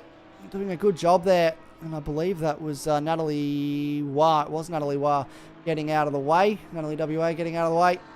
Making sure that she is clear of this battle, because there is only 5 minutes and a handful of laps to go in what has been a very chaotic round of AGT ACC, and I think most of these drivers will just be glad that the evening is almost over. And for Matt Dernetti, he will come away with the race victory, but that incident obviously at the start still needs to be looked at, and what comes out of that we are unsure at this stage. He has a 7-second lead though to Simon Bishop at the moment, so he's flying out in front. Riley Nicholson again in the straight line, just not able to keep up with James Barton. That Nissan GTR is a bullet in a straight line down in towards turn 1, and Riley Nicholson, he'll be quicker through here, but it's just, I don't think it's going to be enough. Wood all over the back of Gordon for 12th spot on the road. Your podium as it stands at the moment for the Pro-Ams are Rowan Piper in 5th, then James Barton and Riley Nicholson. And then Toward, Hennessy and Gordon are also your other AM drivers up the pointy end of this field. We still have 28 drivers remaining in this race. We've lost a few throughout the evening, unfortunately, due to various things that have gone on across the circuit. And there's a car facing backwards there. That's Felix Preslin, the 69 car. Can he get that rolling again? He can. He spins it around. We'll continue on without massively impeding anybody. And it's good to see him get that rolling once more. Bowen Piper is actually catching Braden Henderson at the end of this as well. It's just over a second is that gap now. It's getting spicy. 3.5 minutes to go. It's yeah, not a lot of time, but things can still happen. Indeed, yeah. It's Indianapolis. Anything can happen at any point in time. We're still watching this battle for the podium, of course, and I'm keeping a weather eye on Nicholson and Barton. It's the two CP cars that are looking to provide the late overtaking action if they can. Both of them looking to bring home a good points haul, and in fact, Nicholson...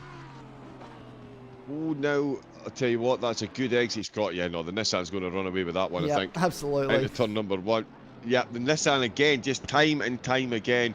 The Aston Martin is no slouch in a straight line, but that Nissan is just absolute different gravy, as we say up here in Scotland, and that is exactly what's keeping the two of them separated at the moment. Nicholson, he is a wily campaigner. I'm just glad to see Nicholson bring home a good points haul. As I say, he's had some difficult races when I've been in the commentary box, and back in the day when I first knew him through Chad Rice and the gang, he really was a very quick and consistent driver, and it looks like he's starting to certainly bring that form here to AGT as well, with a solid 8th place and on the podium in the AM class, and looking to improve that podium position up to 2nd place, much like his teammate Josh Struick, who is up in overall 3rd place.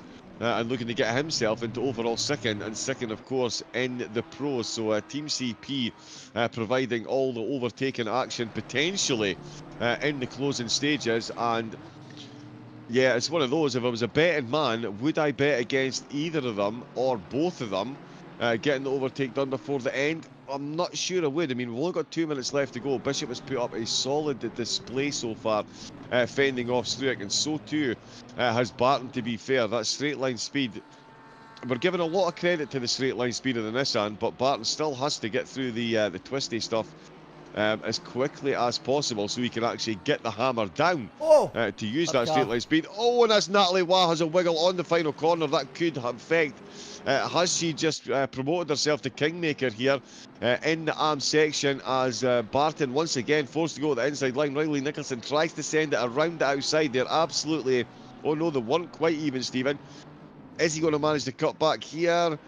Oh no, the Nissan. See, it's not just the straight line speed. Barton gets it absolutely nailed through that corner section. Puts the car exactly where he needs to. Nicholson still cannot find that pass, but that was very close there.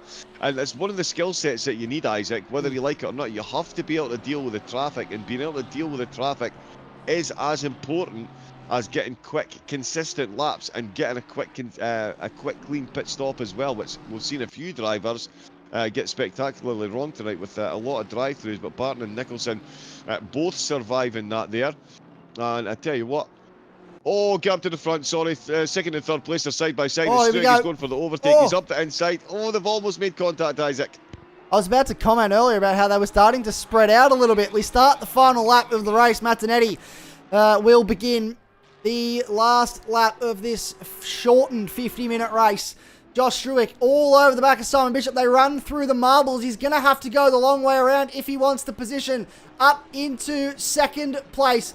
Defensive from Simon Bishop in towards turn 1, but around the outside goes Josh Struick. He swoops past, and is he up into that spot? Simon Bishop trying to make a point of it. Back up the inside into 3, into 4 now, and they're still side by side, ladies and gentlemen. Can Simon Bishop come out on top in front of this one? I think he can, and he does, but it's not quite done yet. Josh Struick will throw everything at him on this final lap. Matt Donetti continues to pull away out in front. James Barton holds off Nicholson for now as well, but this is the closest battle on track at the moment. Simon Bishop, he's going to have to go defensive into 8 as well. He doesn't want to open the door for Struick, who thinks about it, has a look to the inside, but he's not close enough under brakes to make it stick. Turn 13, the heavy braking zone coming off the oval is going to be the next part of this track where Struick can get past. That'll be his final opportunity for an overtake. Simon Bishop will be aware to that. He is watching like a hawk.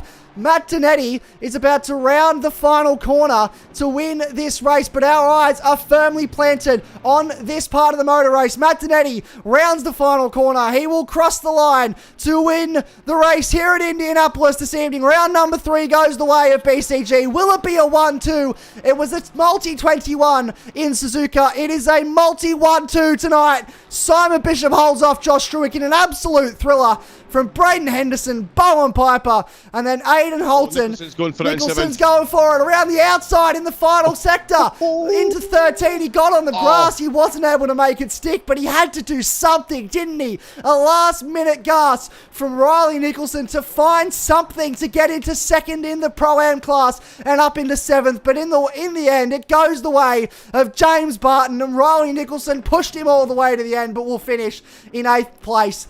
Matt Simmons take a bow back to 9th place at the end of that one. Michael Toward will round out your top 10. And on debut, Adam Hennessy finishes in 11th place in what has been such a turbulent race tonight. I am running out of words.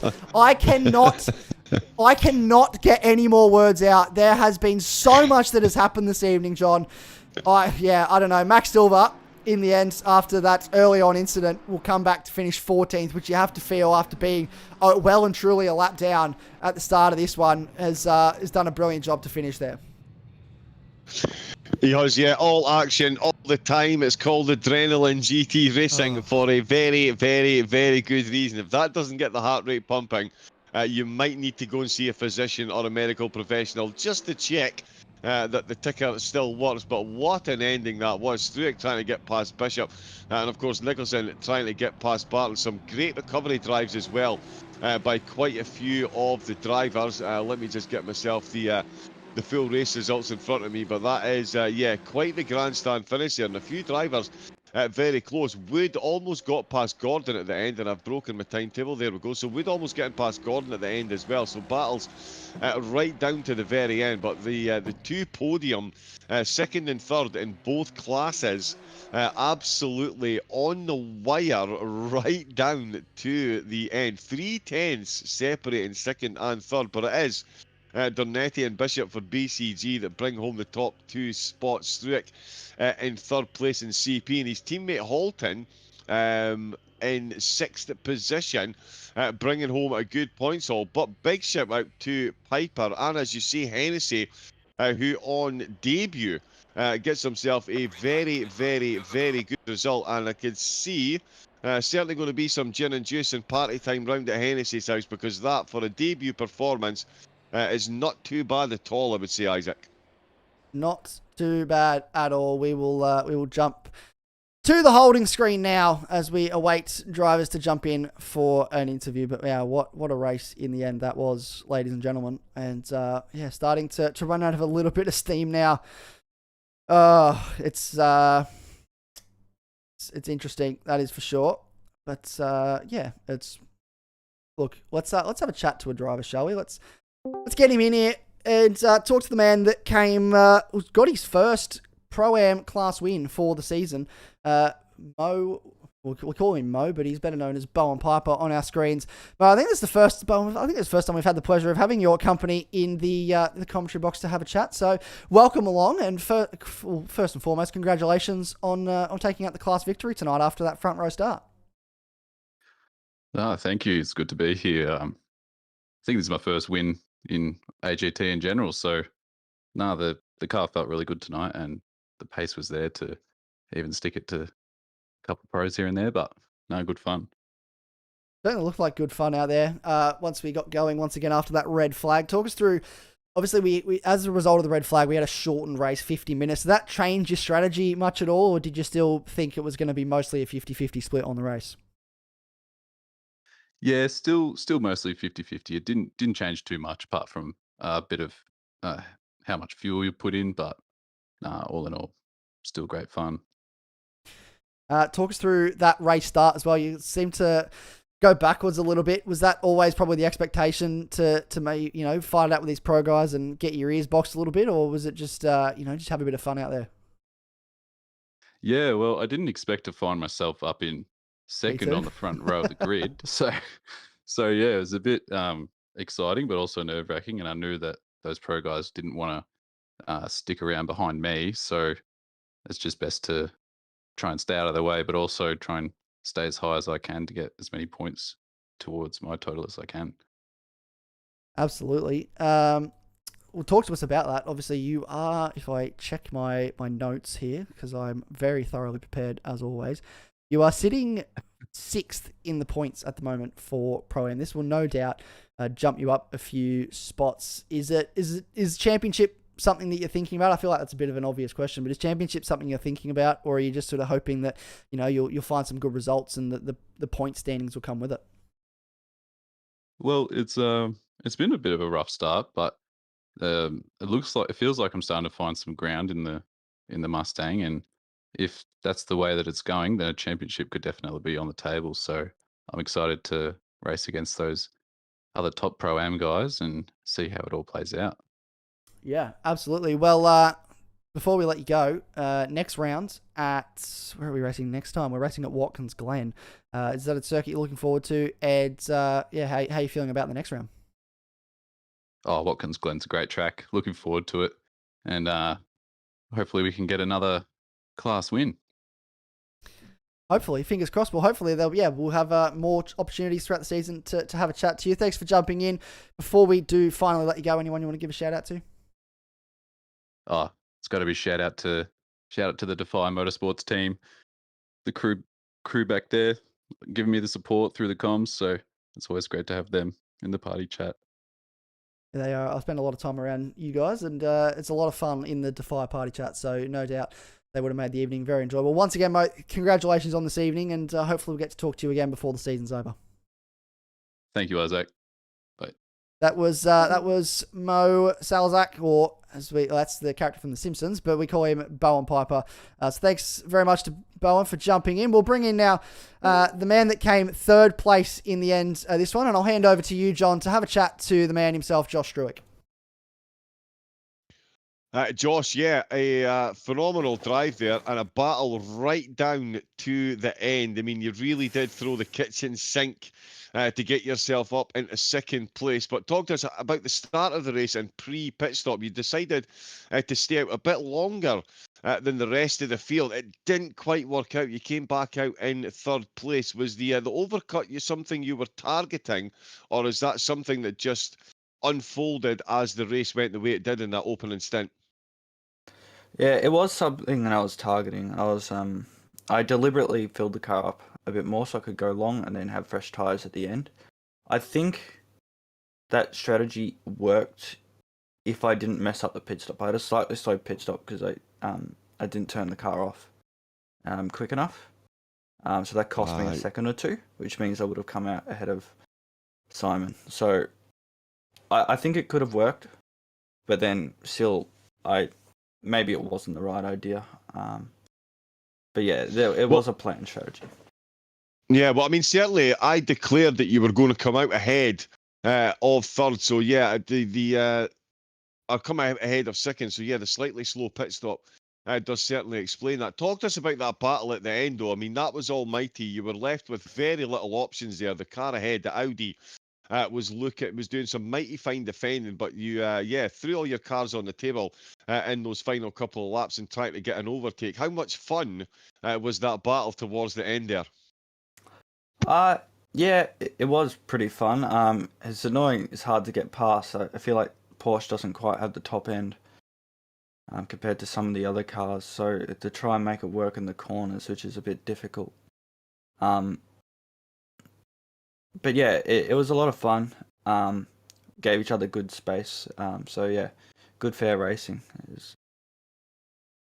Well, yeah, certainly as a viewer spectacle, we absolutely enjoyed that one. We've got Watkins Glen next time out. That's a much shorter, twistier course. You must be feeling confident going into that one with the Porsche underneath you.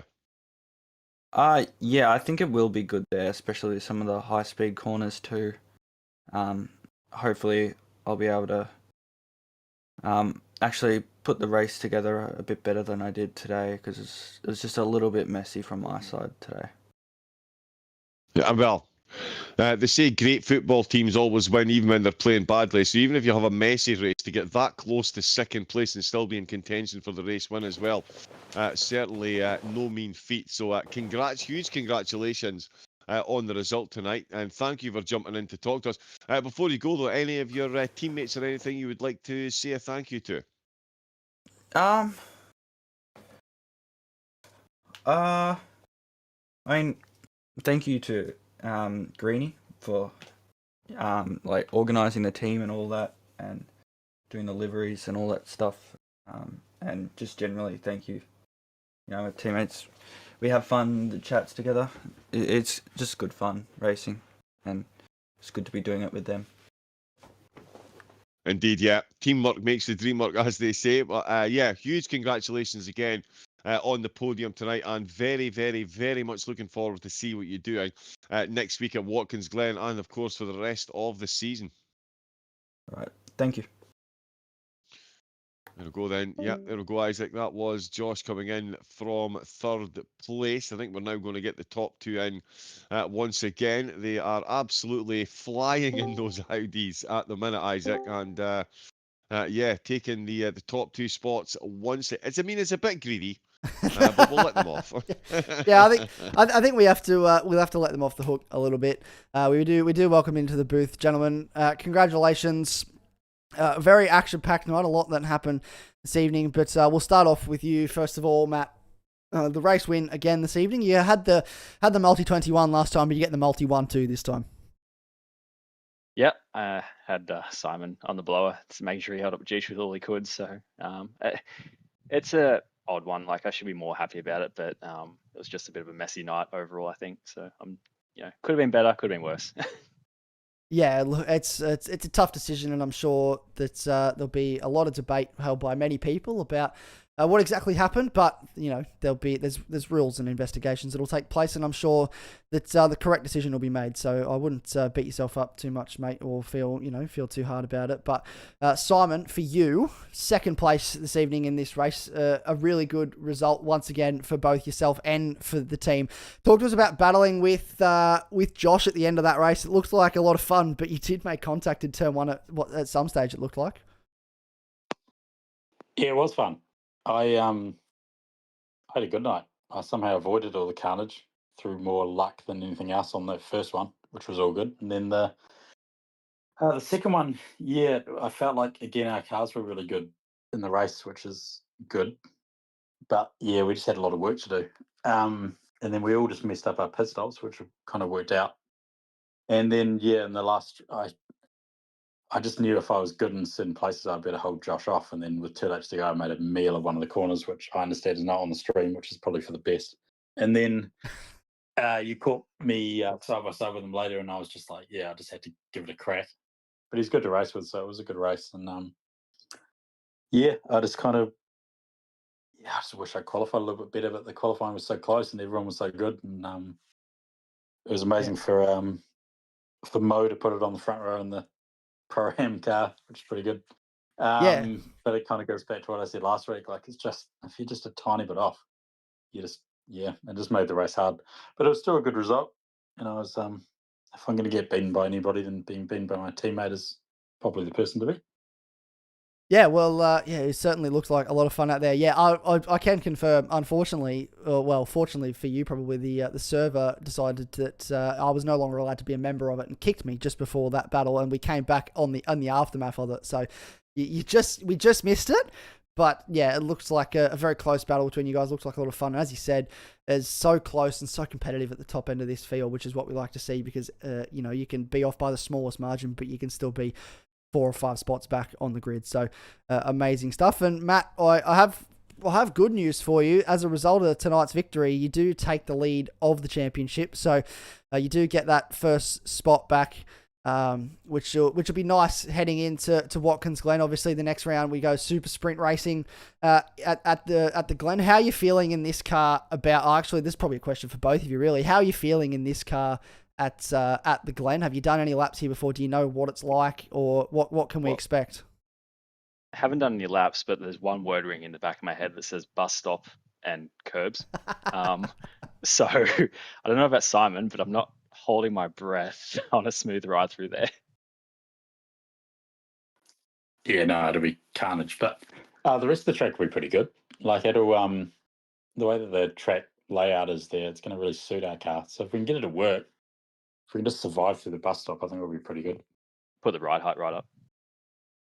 Yeah, just raise the ride height up. That's right, and then you can just drive across it, can't you? Mate, put some forward drive suspension on it if you want. Give it like a 2-inch lift and just drive straight across the curbs. I think that'll be fine. But no, look, we're looking forward to that. And, congratulations to both of you this evening. Before we let you go, I'll start with you, Matt. Anyone you want to give a shout out to, say thanks to before we let you go? I mean, Simon already sold this one a bit, but Mo and the Defy boys front row, I know they're working super hard, and he's getting bloody quick, and that's just another person to contend with at the front now, and it's an ever growing list, and it's making the races a lot harder because like Simon said, you miss the window ever so slightly in quality, and you're buried in the middle of the top 10, which just makes race that much harder. Doesn't matter if you've got a really good race car, it just makes it that much harder, So definitely big shout out to those guys, and as always, the family back home, Caitlin and her in-laws watching along. It's always cool to know they're watching and cheering on. And yourself, Simon?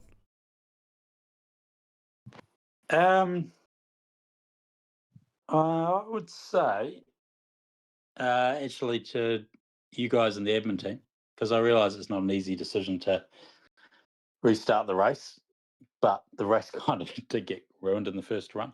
Yep. So it was kind of the right thing to do, which is a sort of a brave thing to do, but ultimately ends up with a better product at the end of the day. And I'm also shout out everyone that hung around and did the race. Yeah. It's pretty late New Zealand time now, but it was fun. And I love those races where it's really, really tense. And I would take a race like I had with Josh tonight, finishing second over any of the wins that I have. So it's great to be able to hop on, race with people that understand how to race, and you can just have awesome battles with them. And we see it every race in the series for some reason, which is great for the people watching and indeed you guys commentating. Yeah, absolutely. It's wonderful to commentate, and appreciate the shout out as well. It's never an easy call to red flag a race, and it was a call I had to make all by myself. And my messages that I've received on Discord without even really reading them, it's definitely split opinions red flagging that race, and it led to a couple of mistakes where I will give a big shout out to Nathan Hutton and Josh Gordon, who I unfortunately missed when resetting the grid, and they had to start from the back. Nathan Hutton unfortunately didn't finish the race. He had to drive through, and then a couple other issues, which meant that he was out of the race. And Josh Gordon came back to finish, I believe, 14th, which is a wonderful result. So I'm very sorry to those guys, but it's a decision that we have to make, and we appreciate you guys sticking around and continuing to race, because it means that we got to watch that awesome battle between yourself and Josh. So thank you to you guys as well for showing up week in, week out, and putting time and effort into being a part of this league, because it's amazing to have you here. But once again, we'll let you go. We won't hold you up any longer, but congratulations, gents, and we look forward to seeing what you can do in 2 weeks' time at Watkins Glen. Thank you muchly. Appreciate it.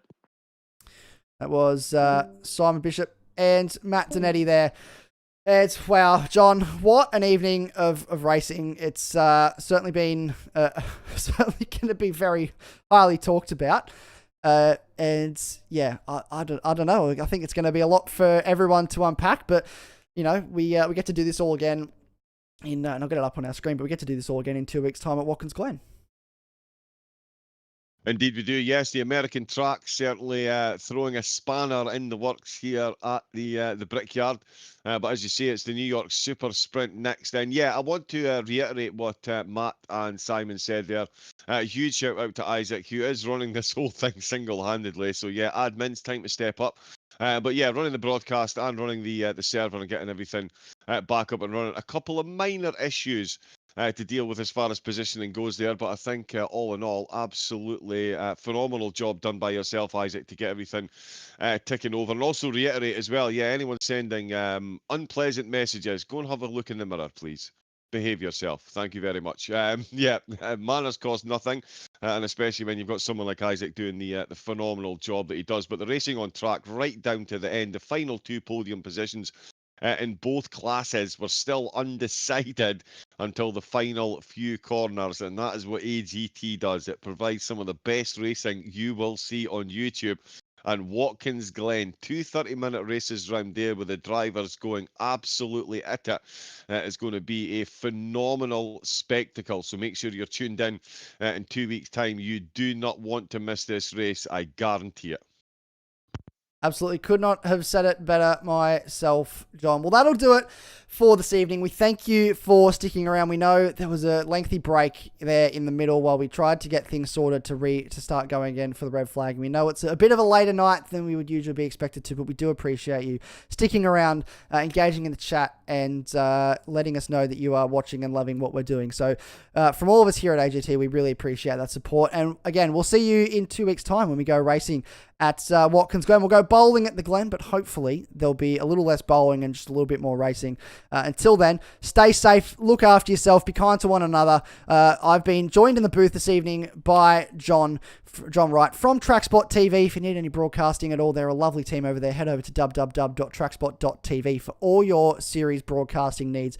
Make sure you hit them up. And big thanks to John for jumping in the booth once again. He'll be back in 2 weeks, as will I. My name, of course, has been Isaac Fogarty. We will see you next time. And for now, it is bye-bye.